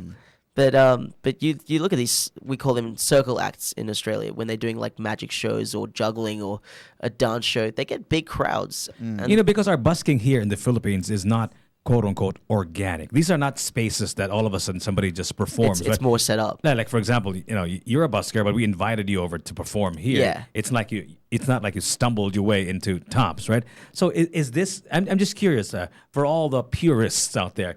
Is this still considered busking, or it's just a name that we give ourselves, but it's not really? I guess it's open to like interpretation. In Perth, this wouldn't be considered busking because it's invited. But here, I realized busking is very much a different thing. Yeah, because there's no organic, like real buskers here. Buskers in Perth are those people that go out to that street every day to that spot and go perform. That's what it is, and you get a license to do it, and you just go out there. Although it happens here in the Philippines all the time, like people sing randomly, I've seen that karaoke everywhere, especially during Christmas, right? Yeah. I don't know if you're aware of this. People singing Christmas caroling and all that stuff, going from house to house, or even in restaurants, they perform all of that. So that's that's kind of a form of busking, right? If it's in a restaurant, no. So busking, okay, busking is traditionally on a street, on a street side or in a mall. Yeah, it's Somewhere outdoors. with high footfall. Yeah, people passing by. Exactly. So do you start singing? As soon as you're like the center of attention, it's no longer busking, really. So, but excuse me. Do you start singing when there's people there, or do you start singing even if you're still all alone? How does it work? Sometimes the city's really quiet when I arrive. Okay. But I've got the theory that if I start singing, the people will hear the music and come to me. Okay. So is that what you do usually? Yeah, I will start with my smaller, easier to sing songs so that I don't waste my voice when there's no one around. But I'll start with maybe Passenger Let Her Go or something like that, an easy song to sing. Okay. And the crowd, as soon as there's, say, 5 people, more people start joining because they're like, what are they listening to? So you pull the crowd because they're not always well, here they will because you guys are extremely populated. In Perth, it's not a big population. So it takes 5 to start building a crowd. And what we'll do as a busking community sometimes is we'll watch the other busker so people will join on because then it looks like they've already got a crowd. We're helping each other out. That's interesting. Do you take in requests? Do buskers do that all the time? Yeah, we get requests constantly. So if I know it, of course, I'll sing it for the person.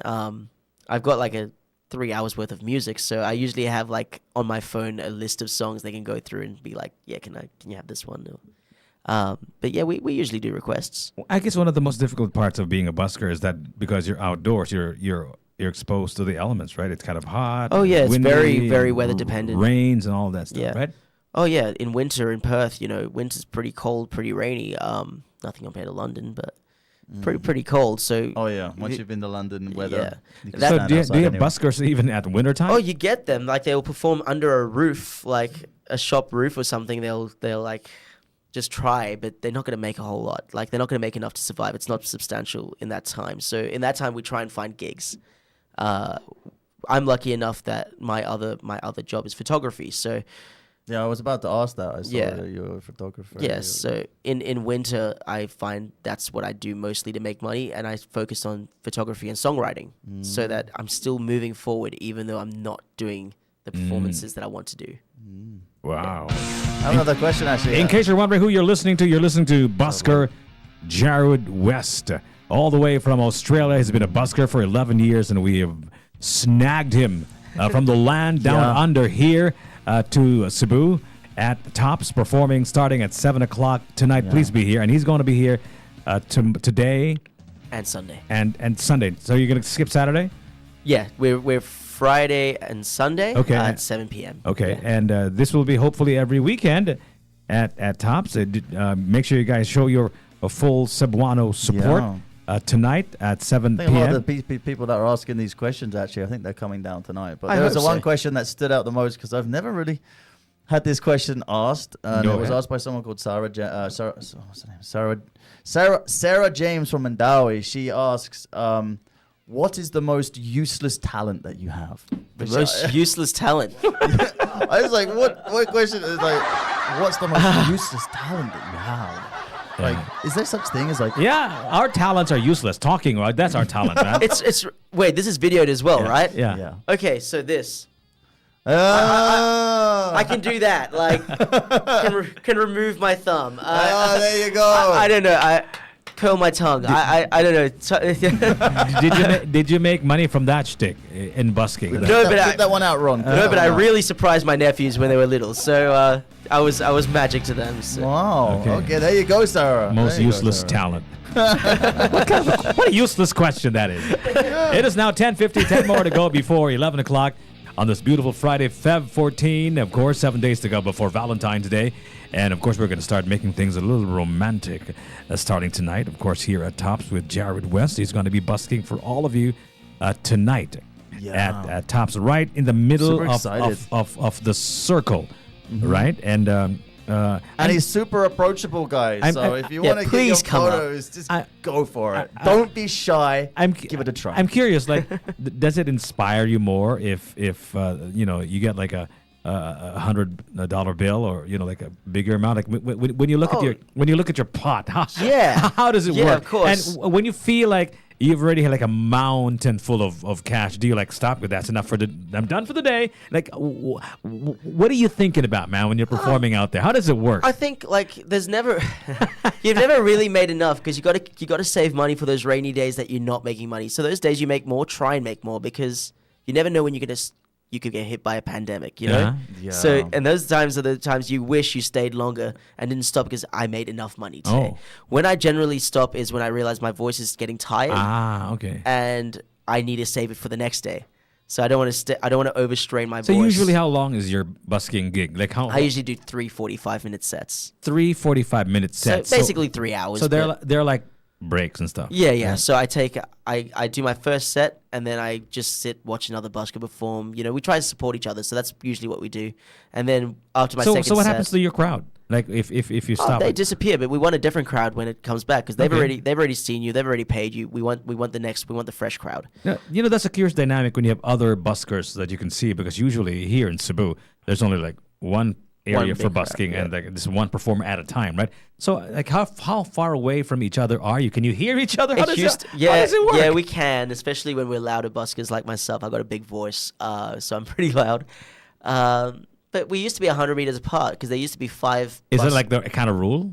Yes. Well, Unwritten rule? So there's no, it's written. Oh, really? So in Perth, there's pitches, so a place you're allowed to go, and you can see it marked by a sticker on the road. There's a sticker saying busker. Oh. But there used to So be. this is legislated by Australian law. Yeah. Oh my God, really? That's very interesting. This is council law. So it's It's a picture of my daughter busking when she was little. Oh, that's awesome. That's so cute. Belle. That's so cool.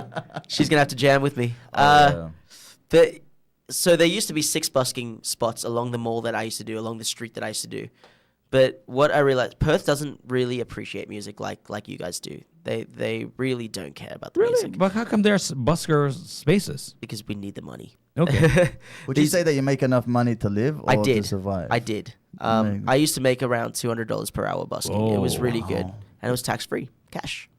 But let's go back to that. So, because I'm curious how that happened, that there are actually spaces assigned to you, to buskers like you, by the government, right? yeah, so there used to be quite a good artistic industry, and what Perth is a mining town. There's a lot of mining, so if you're not in that industry, they don't really care about the music side of things. So what we realized is more and more shops started complaining because they got sick of hearing music outside their shops all the time. They don't love music like you guys do. They don't appreciate it like you guys do. There are parts of Australia that do, but Perth specifically don't. Because it's a mining town. It's a town that they don't like anything too loud. I'm curious, what does busking do to society? What does busking do to the spaces? Because I can imagine, I'm trying to figure out if it fits the Cebuano, the Philippine context. Because if you assign specific spaces for busking, it does two things. Number one, it allows people to know where to find potential buskers, Yeah. and for buskers to know where to perform, right? And I Yeah. guess that space is secluded enough that it doesn't disturb any residents or whatnot, Well- right? So how does it work? How do you feel about busking and how it helped Australian society? Well, I think especially in a place like Perth that's very quiet, it brings something happy to the city. It brings a sense of life. You don't see people gather up together very often. Like everyone's kind of for themselves in Perth. There's not much community. Like I love Perth, don't get me wrong. I love Perth. It's a beautiful place, but there's not much of a sense of community like you have here. Everyone just seems to get along here. Whereas when you see a busker, these people do go sit with each other and they'll say, how good is this busker? Like, and they'll start talking and we bring people together. That's what it is at the end of the day. We bring people together through doing what we love doing. So that's what busking does for society. Is it good for business? I think No, so. I'm not talking about your business because I know you're. Oh yeah, no, I think so. For the business establishments around the busking areas. I don't see why not. Like I mean, I think it brings people to that spot, and then they're surrounded by that store. So as soon as I finish singing, they're more likely to go in that store. But I think stores see it as interrupting, because sometimes they'll complain because they can't hear their customers well enough or something like that. But I think that's more the older shopkeepers that get frustrated. They don't like the change of the young people busking. But I think we just add a sense of life to the So scene. do you like sign up to perform in a space, or how does it work? So- First so- come, first serve. How does it work? It's first come, first serve. Okay. So, but you have to audition in Perth to become a busker. Oh So my you have God, to really now? Yeah, you have to Who do you audition to? The council. Oh Who my don't God. know anything about music, by the way. It's very subjective. Okay. But you just send in a video. Okay. And it has to be recent. I think it has to be taken within the last 3 months, so they know you haven't changed in that time. And then if they like you, they give you a busking license for So free. there It is used to a be license. yeah, it used to be charged, so you used to have to pay for a license. Now it's free if you pass the audition. Otherwise, you just can't be a So busker. they just charge you if you don't pass it. And- No, then they send you to another town that it's free to busk. Then it's- Oh, really? So I'm Yeah. curious. Do you know how many buskers there are in Perth? there used to be a lot. There used to be about 15 of us. Now there's about 115, like yeah, 15. Yeah, that's Okay. a lot for Perth. Okay. Okay. Now there's about 5. Oh, okay. because they you're all- here now. Yeah. Oh, now there's 4. I'm there's here now. 4, yeah. And he's going to be performing from down under to up here at Tops. Down under to on top of. That's right, folks. Starting at 7 o'clock tonight. This will be. Is this for free? Yeah, it's. I mean, like you this just is pay a free- minimum entrance at the gate. Free for all of our top Yeah. guests. And yeah. then just make sure you guys show some love to Jarryd West here. If they want to find Jarryd West, if they want to see your performances on video, or maybe your audio like Spotify accounts, where can they look for your music? So I'm on Spotify, iTunes, TikTok, Instagram, and Facebook, all under Jarryd West Music. Okay. But just make sure you spell my first name right. It's JARRYD. Okay. West. And we have a song called Rewind. Yeah. Tell me what it's all about before we play it. So this song, actually, I helped someone else write this song originally. So my old producer, he grew up in a family where his mom sort of left them as kids. And just sort of, I think she was having a hard time. She couldn't handle the family life, and she sort of just out of nowhere left when he was a baby. And he started writing this song, and he knew what he wanted it to be about. I knew what the lyrics had to be. So he knew the beat, he knew the melody, he knew what he wanted, but he needed words. So he told me his story, and I sort of filmed him talking about it, and then went home and wrote it. Wow. And this song was about the fact that he had to grow up without having that parent around that he should have had, and the difficulty of having to sort of do it yourself. Wow. And he wants to go back in time and rewind things? Is that what it's about? Well, he was sick of the fact that he kept having to just think back in his head every time he wanted to remember her instead of just seeing her. He didn't have he didn't have that choice.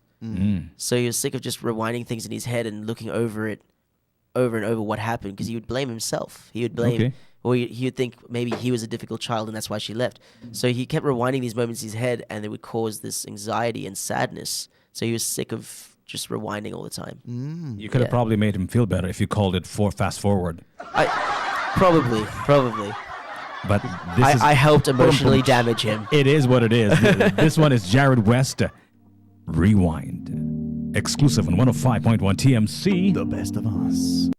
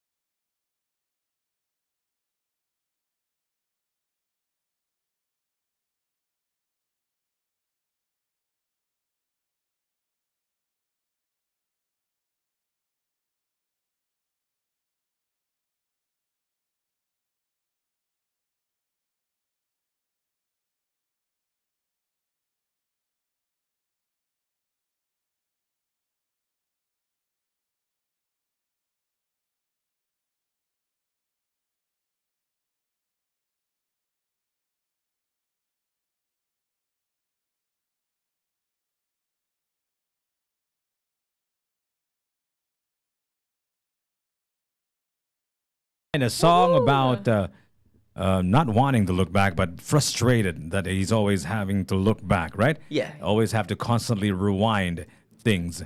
And again, I get goosebumps because I feel like it's just like Ed Sheeran performing live in the studios of 105.1 TMC. And guess who's here live? We have another another artist, but she's not a busker, at least not yet. We have Justine Narvis. Justine, meet Jarryd. Jarryd, meet Justine. And of course, Dennis. You know, I'm curious. There is a distinction to be made, although you're both artists, right? Yeah. A busker is another kind of artist, and a recording artist is another kind. But you can have both. You can be a busker. I do both and in have Perth, a recording contract too, right? But I would say the level of performance is both scary, but in a different way, right? Because if you're performing live on stage with 1,000 people, for example, and you're paid, you know how much you're going to make for that particular performance, and it's all set up and it's all it's all staged and has a stage, versus you just performing right in the middle of a street and not knowing how much you're going to make and what kind of people will show up, and they didn't even pay to go to your thing, To right? see you. So the level of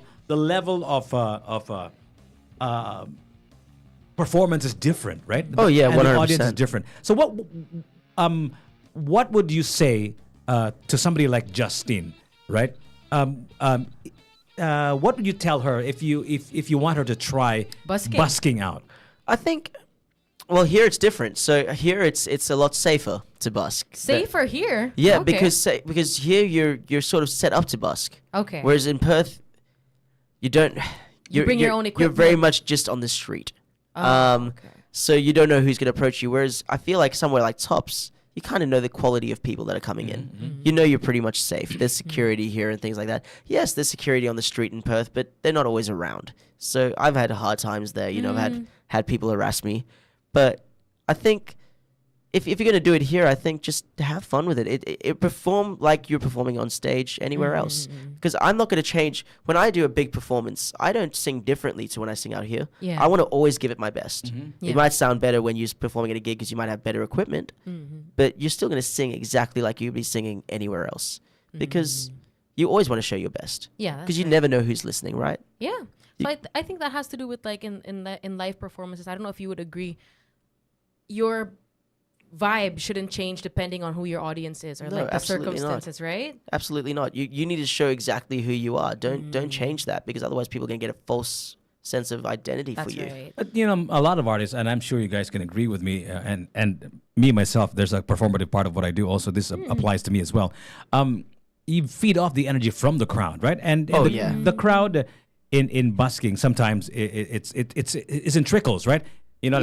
Sometimes there's only a few, and then all of a sudden it becomes like this ginormous crowd, right? Like what happened to man. you. Yeah. So the vibe is different. If you're at a concert, there's already like a set number of people there, Yeah. right? So how's that? How do you work through a crowd that's still very thin, but sooner or later is gonna get like full?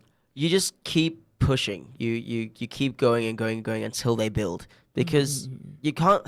A lot of buskers, I've realized in Australia, I haven't really been able to experience the buskers here much, but they sort of just give up when it doesn't get good. If they give it 10 minutes, and if they haven't made enough money, they just stop. And I Okay. go, you just need to build. You need to break through that, because as soon as you realize that the crowd, they're there, you just need to get them. You'll keep going. Like, and I used to be one of those buskers that would just give up, but I realized you're not going to make it further if you give up that quickly. Yeah, that's right. You can't. Like, life's going to throw you a challenge, but you got to keep going. At the end of the day, if I don't busk, I don't pay rent. If I don't pay rent, I live on the street. So I kept going, and that's what motivates you with busking, is you got to know, okay, sooner or later they're gonna come to you. Yeah. So just be patient. Yeah. Like, Rome wasn't built in a day. You got to be patient. It's baby steps. Everything is in steps. Right. So if you expect yourself to busk and have an immediate huge crowd, you're delusional. Unrealistic, yeah.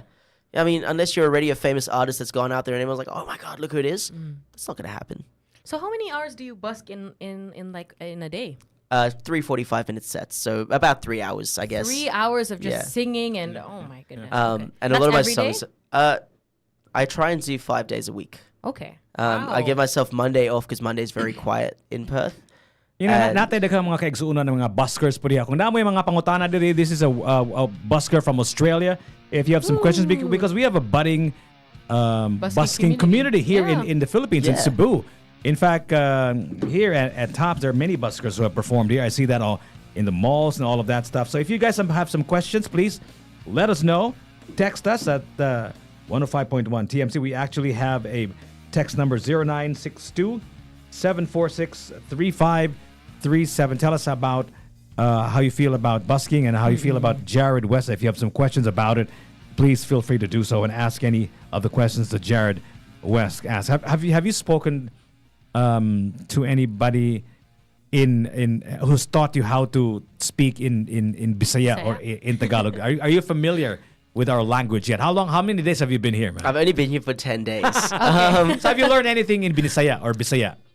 Salamat? Okay, salamat. I know that. Okay. Yeah, salamat. And Palagi, because it's the name of a song. So Palagi. and that's always, right? Yeah. Yeah, always. Yeah. Those are the only two words I remember. right Palagi now. is actually both of them are in Tagalog. They're not in Bisaya. In that case, Yeah. no, I don't know any Okay. of it. So maybe we should introduce them to With something else. Bisaya words, Yeah, right? especially something that he could probably use tonight when he does the busking. Yeah. What should we teach our guest today? What Bisaya word should What we? about like just good evening? Oh, Are that's you up for that? Yeah, let's give it a go. Good evening. Good Okay, evening. So good Go evening ahead. in Bisaya is maayong, which means good. Maayong, Maayong gabii. gabi. That's perfect. Maayong gabii. Wow. Maayong gabii. Maayong gabi. Okay, perfect. Thank you. That means good evening. I will write that down later Okay. so I can say it tonight. No problem. No problem. Because I'm not going to remember that That's at all. fine. So for all our listeners, if you guys want to rewatch our special guest Jarryd West's Speak in Bisaya for the very first time, then you can always just watch us on Tops Media Center on YouTube. Yeah. This video this live stream is replayable. So yeah, and hopefully you'll be able to use that lingo tonight as well. Hopefully. Yeah, for people, they'll be impressed. Like, oh, he knows some Bisaya. I have a question for you, Justine, if you don't mind, Okay. Jarryd. Would you ever busk? Would you Me? ever perform in the middle of a street, perhaps, and perform for money, but not get paid a specific amount, but whatever amount that the people yeah. gives you? Really? Would you do that? Yeah, And, for sure. and if you had to choose a street in Cebu, where would you perform? Colon Street. Colon Street is the oldest street in the entire Philippines. Right. And it's right here in I heard Cebu. that's fake news, but that's for another story. Really? Yeah. Okay, I have to read up on my history. Last I checked, it's the oldest street in the entire Philippines. Last Yeah. I checked, okay? Yeah. It's the oldest street in the entire Philippines. There was an article that came out that that's not true. That's the oldest fake news ever. They're saying it could potentially be Magallanes Street, not Colon Street. But I don't know. Okay, man. well, I don't know my history too. Maybe we should ask by Jaya. by Jaya About or that. maybe ask An our, expert. our mayor who's very particular and knows his history About of those. Cebu. Yeah. Yeah, so I would do Colon Street. It's the downtown area. I feel like it's the busiest. There's so many markets It's a there. historic place, right? It's a Yeah, historic awesome. place. It's near the cathedrals. It's also near my school. Mm-hmm. So yeah, I would probably do Colon Street. But I would have to keep in mind, as Jarryd mentioned, that you shouldn't have that kind of expectation just because it's a busy street. Everyone's Yeah. gonna turn up. Everyone's gonna come and watch you. Yeah. So I think I don't know if you agree. Would you say that one of the biggest things or like the biggest qualities that a busker must have is like being able to manage your expectations? Yeah, that and just people management skills. You got to know that. People management. Okay. Yeah, just like knowing how to work with your crowd because some of these people can be pretty intense. So as long as you know how to sort of handle yourself and stay safe. That's right. I think especially as a woman, I think you should have someone there with you. Oh, okay. Just in case you do get harassed. It's easier for me to get someone to back off, whereas it will be more intimidating if you're a woman alone. yeah. So even when my friend Ivy in Perth, she's Filipino. When she busks there, we all look out for her because she's also quite small and She's also quite she's small. only about 4'9", so she's a little one. So If she's watching this, she's like, "Hey, you just exposed my height." You just that's okay. exposed-" I mess with her all the time about her Okay. height. She's like, in the Philippines, I'm normal height. Yeah. Okay. Right. Yeah. And Fair you'll enough. see that later in your audience. You'll I've notice. started realizing that, yeah. But we all look out for her just in case, like even though Perth is a safe place, she doesn't want to get harassed by men and things like that. So we all look out for each other, and I think especially for women, it's important to have friends there or a family member or someone there with you to help you if something does. So if you do ever end up just trying out busking for fun, Then make sure you have someone with you. or do a duet with me sometime, something like I that. love that. That sounds like a good idea. Maybe that's your first foray into busking, Justine. Why not, right? Why not? Maybe- yeah. maybe- We can watch each other's backs. Yeah. It'll be yeah, good. yeah, for sure. Yeah. You know, I remember. I know that this is true for club DJs. You know, sometimes a dance floor is empty, for example, and they're trying to read the crowd, and they say, "I've got to play this song so that Yeah. the crowd will come in." Like, do you do that? Do you try to read the crowd? Do you Oh, try to read like absolutely. who passes by and all of that? Yeah, stuff? like my set can be quite age dependent. So when I see it's a younger crowd, I'll do things like Harry Styles, a bit of Justin Bieber, throw in some Ed Sheeran, do those kinds of things. But when there's an older crowd, I know they love things like Hallelujah or Sound of Silence, or so they've got that different sort of. They want a different vibe. They want something a bit more ballady, whereas the young people seem to like Pop. a bit more pop. Yeah. So it's, I very much depend my set on the crowd. But what I realized in the Philippines is, when with my usual sets, like Yeah. I do a bit of a mix, the crowd don't leave. You guys are like awesome when it comes to that. It's, I didn't like yesterday. I just did a little test set in SM. Okay. SM Cebu. SM City. Yes. yeah, Okay. Yeah. Okay. I'm unfamiliar. That's There, fine. That's there, fine. there are many SM But songs. That's yeah. So we did that one, like, because I'm performing there on Saturday and Sunday, and we just did a test song so they could make a reel for TikTok and things like that. And within about 15 seconds, we had a crowd. It was incredible, and they stayed the whole time. And the crowd ranged from probably people in their 70s, but down to people that were like 14. So and they liked the same music, and that's the difference here is you guys are a lot more open-minded, way more open-minded to the styles you enjoy. Yeah, I think. You know, in concerts, you usually introduce the band or the artist. Ladies and gentlemen, Yeah, of please help course. me welcome Jarryd West. There's kind of hype, right? You know, That sounded really good. If you want to do it for me next time, that would be- I can do that for you. a sample. No, but what I'm saying is there usually is hype. There's probably like a front act or maybe like like a warning. In 30 minutes from now, it'll be you performing live on Yeah. stage. But in busking, is it like a slow crawl? Do you like slowly? in busking, is there yeah. like an introduction? No introductions. No, right? no. You introduce yourself when you get like to your microphone. You Okay. just like Yeah. So how does it Hey, start? Like, hi, I'm Jarryd West. sometimes I actually start with a song before I say a word because then I Okay. pull Yeah. because otherwise I'm introducing myself to just about no one. Or Okay. sometimes I'll only introduce myself In between. like midway through the set. Yeah. Okay. Because I want the crowd to be there, so I don't have to do it twice. Yeah, that's Because right. otherwise the people that already heard it go, I've heard it. That's smart. Yeah, so we went until the crowd's there, and I go, thanks so much for listening so far. I've been Jarryd West. If you would like to hear some more music, I'll be singing a bit more now. Otherwise, I'll be back in an hour. So you got to kind of realize that if you're introducing yourself to the first 3 people, the rest of the people are gonna have no idea who you Yeah, are because that's they're right. not gonna ask everyone else. But when I busk, I do usually have a sign with my name and social With your media. socials and Ah, everything. there's a sign. Okay. There's a sign. So, Oh. but if people That's don't want to perfect. come up and read it, I'll say it out loud as well. Yeah. There's also people with, there's quite a few blind people in the city in Perth as well. Okay. So you'd speak for So them you'd as have well. you'd have to introduce Yeah, introduce yourself. it because there's a lot of people you see walking around with the guide dogs or the stick. Right. So for those people, they actually love listening to the music quite often. So I'm curious about your preparation process before you do your performances. I feel like everyone has a different ritual. So what is Jarryd West's ritual before he gets into bus? How do you like get in the zone? to be honest, I'm always in it. I'm okay. always ready to sing. Like I'm always looking forward to singing. So I don't have any vocal warm-ups like you should. I'm a vocal teacher's nightmare. I'm a vocal coach's Okay. absolute nightmare. I usually just start with easy songs Okay. and then build my way up to the belting songs. Okay. So I might start with the A-Team or Let Her Go by Passenger or something like that, and then end on a song like Dancing on My Own where it hits that big note at the end. Right. Because I think that by then my voice is warmed up enough. Yeah. And So you rehearse your set. yeah, That's basically what you do. yeah. Okay. I like how you mentioned you're always like on the go because that means that your real self and like your artist self is just But that- basically that's I'm kind the of- exact same One person on person. and But off that's stage, kind of yeah. stressful, though, right? To be always on the go, to be always on. Like, don't you want to like Turn it chill, off? Turn it off for a No, little bit. not really, because singing is how I relax as well. So Okay, even though it's what I do for a living, when I'm in the shower, that's the most relaxing time you can have, right? But I'm singing in that shower, so it's pretty much everyone else, right? Okay. So for me, singing isn't a job. It's so I'm on the go to just do what I'm enjoying doing. So yeah, I have to be very tired to not be ready to do a gig. Right. Like I have to be pretty next level tired.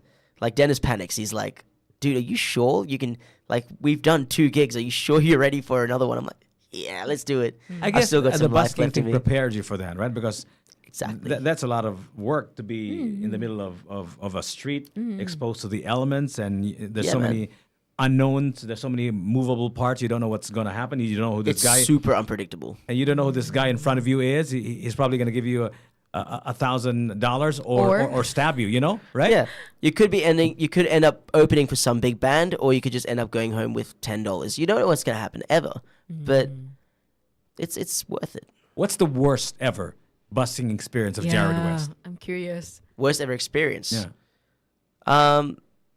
Well, I like I was telling you before. I think it was off mic. So one day I was singing in the city, and this a beggar came up to me and asked me for $20. Okay. And I said to him, look, man, like I've barely made money. I got to pay rent today. I was like, I can't help you out right now. I just can't. And he's like, okay. And he left and he came back and his hand was behind his back and I didn't even realize. And I picked up my backpack that I used to keep my microphone and he tried to stab me. Oh my God. But Oh my goodness. I was lucky enough. My timing was just right without being on purpose. And he stabbed into my backpack. So Oh the my knife got stuck in the goodness. stitching, so he couldn't get his knife back. But that's probably the scariest experience I've had. Most of my experiences have been pretty pleasant. Like I've had people shout and things like that, but most of the time it's pretty pleasant crowd. Overall, like in 11 years, I've had about a handful of bad experiences. But Bad that and was good. probably the most severe. That's crazy. And what was funny is you see him, he goes to jail, and then about 2 weeks later, he's walking around the street again. I'm like, dude, he tried to You're kill me. And he doesn't remember. He'll just come back and be like, how you doing, man? I love your music. I'm like, okay, you were drunk last time. Fair enough. That's crazy. Oh my goodness. I bet you're glad you had your backpack at that time. I was, and I don't carry one anymore. So yeah, I was pretty stoked that because now I use a trolley. Maybe perhaps you'd have to like have that safety backpack. I mean, again. look, I'm from a very safe country, so that's a very rare thing to happen. yeah. So most of the time, I feel like I'm going to be okay. That was a very rare thing to happen. Yeah. Yeah. So that's why for anyone who's listening, if you're planning to get into busking, as our guest Jarryd West mentioned, make sure you have someone with you. And an additional tip, perhaps bring a backpack. Wear your backpack on Wear the your front, just in backpack and- case. so it was in front. Yeah, he Okay. tried to stab my chest and Oh he my missed. goodness. So 7 p.m. That's when you're performing here at Tops tonight. Yeah. Is that normal for busking, or are there like usually in Australia? In Oh, Perth, in Australia what we time do you do- usually perform? Afternoon. Oh, like what Like time? early afternoon, Like- like lunchtime. Isn't that kind of hot? Yeah. But that's when people are in the city because everything closes in Perth at 5 p.m. Oh my God, really? So no one's walking around. All the rest. So like, during summertime or during regular days, like I can imagine it to be like as hot as this. Is oh yeah, it is gets Perth like hot? 40 degrees. Yeah, Oh, like this okay. week in Perth, it was I think between 40 and 38 all So you week. like stand in the middle of this under the heat of the sun, or no? I personally try and arrive around 10:30 a.m. before it reaches the peak. Okay. And then I try and be done by like 12:30 in summer. So in it's- spring and autumn, I'll go a bit longer. So you like perform under a shade or of sorts? Yeah, we got a lot of trees Mm-hmm. on that street, so I just perform under the tree. I love and that, man. get some shade. I love the fact that there are people who do that, and Yeah. I'd like to be a part of something like that, Yeah. like out there in the streets performing. And Yeah. there's something so real, there's something so organic about that kind of performance, And right? if you ever want to experience that, I recommend going somewhere that's still rich in that culture. Okay. Somewhere like Spain. Okay. Or somewhere like Ireland even. Oh, really? Because they still love their buskers. And when I went there, it was just so different. It's busking like in Perth, but it's just the people love it more. And the views are just incredible. When I busked in Spain, and I had this massive cathedral behind me and this giant water fountain. It was incredible because you never see things like that in Perth. Perth is quite a small city. So when you see things and you're performing in front of a restaurant, a cobblestone street, Yeah, I it's know, just right? so beautiful. I know, I can imagine. It's so if you ever want to experience that or you want to live stream that, I recommend Europe 100% because Europe it's still part of the culture to have buskers. Yeah. Yeah. So You know what? We're how long have we been talking? Like more than an hour right now, right? Probably, yeah. And we The longest we interview. want to preserve Jarryd West's Voice. West's voice. But yes, Justin, go ahead, continue. Let's try to wrap this up because I think it's important that he will still have the voice. Oh, yeah, for Although sure. he's well prepared, although he's well trained because of his busking pedigree. Yeah. But I think we should give him a break. Oh, So, yeah. but please continue with that question, with that line of thinking. Go ahead. Oh, I just wanted to ask about the busking experience in itself. So, do you get to like own the entire street, or like is there a time wherein another busker comes in and then you're like competing for like the crowd? What do you do? So, well, we're never competing because we're all friends. Okay. It's a big. That is the one community we do have, is the buskers all get along. So we usually wait for each other to finish before we start because Oh, each okay. set is an hour. We're not allowed to go over an hour. Then we have to take a break to give the shops a break from us. So, yeah. So we usually just sit, watch each other. So it's like an unspoken rule within the Yeah. buskers, right? Yeah, So it's kinda just that respecting. it's exactly it's a sense of respect. Okay. We love each other, so we love hearing each other. So Okay. we don't want to sing at the same time as the other one because we want to hear that one sing. Okay. So that's one thing Perth does have that a lot of other places actually don't, is we're not competitive. What we are is we're all friends. Like when I had my Support. when I had my last birthday, all the buskers came to my birthday. So Okay. you know, The community of buskers. we love each other. Yeah, we're all Yeah. best friends. We're like a family. That's nice. So Yeah. hopefully, with the growing busking community in Cebu, it'll be the same as well, Yeah. right? Instead of like competing. And that's what I think. We're all in the same game. So let's be a team. You know, it's a lot easier if we work as a team because otherwise it just becomes unpleasant. Yeah. It starts feeling like work. Yeah, it does. So a lot has to do with supporting each other, and one way we could support our buskers is to watch their shows, which tonight Jarryd West will be performing here at Tops. So come see him at 7 p.m. right? Please, Here at yeah. the Circle at Tops. We're excited for that. Woo. Oh, I'm so excited to do it, guys. And I hope if you're buskers, maybe you can show up and maybe See how it's done. connect with Yeah, with a come- fellow busker. Come ask me some questions when I'm not singing. I'm happy for that. So yeah. you can perhaps learn from each other, right? Yeah, absolutely. Yeah. We all have different experiences. Yeah, I can imagine. Your Australian experience and your experience in Spain, you mentioned earlier. and Yeah. in Ireland, you Europe. performed also. I've, so. I've performed everywhere. Wow. Yeah. So Okay. yeah. everywhere everywhere in Europe. Aside from your hometown in Perth, what's the most exciting performance you've ever had outside of your hometown? Outside of my hometown. Ooh. Well, X Factor, because X Factor took us to other places as well. So I mean, we performed in like Sydney was amazing. Sydney was great. I mean, that's about a 6-hour flight from Perth, but it's that was beautiful because it's a big crowd as well, and it's very diverse.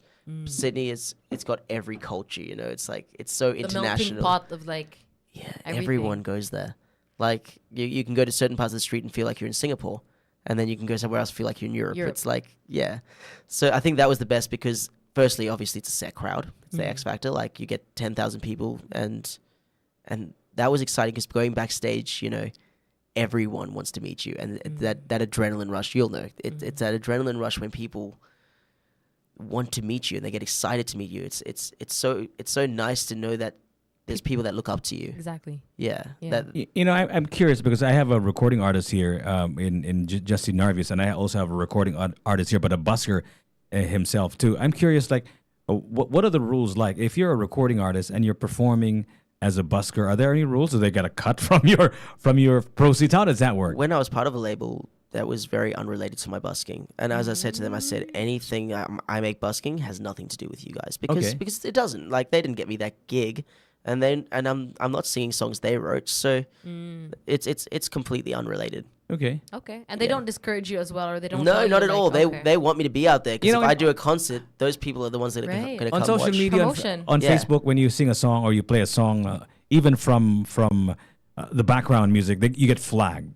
You get flagged Yeah, and you I get try and taken down, find- right? So how does it work on busking? Like, are you allowed to Oh, say, you sing can- any song in the entire world, or are you going to get charged if you play a song from somebody else? No, any song in the entire world, and it's royalty free Okay. because you're not selling that song. Okay. You're getting performing it you're getting live. tip, but you're not being told. You're not telling people to tip you. Mm-hmm. So it's not on sale. So yeah, no, there's no royalty. I guess rules. those are the rules in Australia, right? That's the rules everywhere. Okay. You can do covers absolutely anywhere in the world without paying royalties unless you're putting them on iTunes or Spotify or something and actually selling that specific song. Okay. But if you're busking, you can do as many covers as you want royalty free. You can even post it Yep.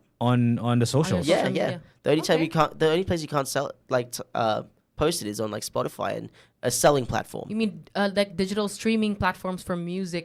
Maybe you can't, but you can't make money off of it, right? From the post, because usually if you post Well, you can if on people. on YouTube or Facebook for that matter, and doesn't Facebook kind of pay you for the, I mean, the, you have the to- engagement, right? I don't know about here, but in Australia, you have to get very viral for that to happen. I've never had that happen. Yeah. Not yet. Not yet. Not yet. Not yet. That's we're here now. So Yeah, let's. after tonight. But your posts of you covering songs has never been taken down ever. No. Okay. In the very early days of Instagram, one got taken down while the music got removed, but they haven't done that anymore. They I think YouTube released the rights to the instrumentals to other platforms. How about you, Justin? Have you experienced anything like that? When you sing a cover song, you get taken down. No, not really. I mean, Okay. I don't really do song covers. That's also one of the things. Like, Okay. I haven't done a song cover in so long. Okay. I post some up on YouTube, but Okay. they haven't taken it down, and I make sure to like. But does it include get the caption. demonetized? I don't think so. To be honest, I don't really look into that when I post it. I just cause I want to cover out. Okay. So I Yeah. don't even notice if it's getting demonetized or Yeah. what. Okay. I don't even check. Okay. No, I don't think they do because these instrumentals are often from YouTube as well. So Yeah. someone posted They're those from to YouTube. be used, so it actually promotes them when you use them. So it And I shouldn't- put like where I got the instrumental from. yeah. But I guess it would be different in your case when you play with a live instrument. You play with an instrument, I, right? I actually play with backings. Okay. But sometimes I'll have sometimes I might get a piano instrumental and then get a drummer or guitarist to play along. I did that a lot when I used to have a band. Obviously here I'm solo, so Just what you. what I want to do is once I get a concert, I want to get a band. So I'll probably audition a guitarist here and a drummer and Yeah. try and get a band here, like a local band. Yeah, you guys heard it. Jarryd West is looking for bandmates for You a know, guitarist and a drummer. we're all artists here, so that's how we talk about music and rights. But if there was a lawyer here, our conversation would be totally different. 11:30, 30 more to go before 12. You're listening to Top of the Morning. I'm your host. My name is Jiggy Juice, and right across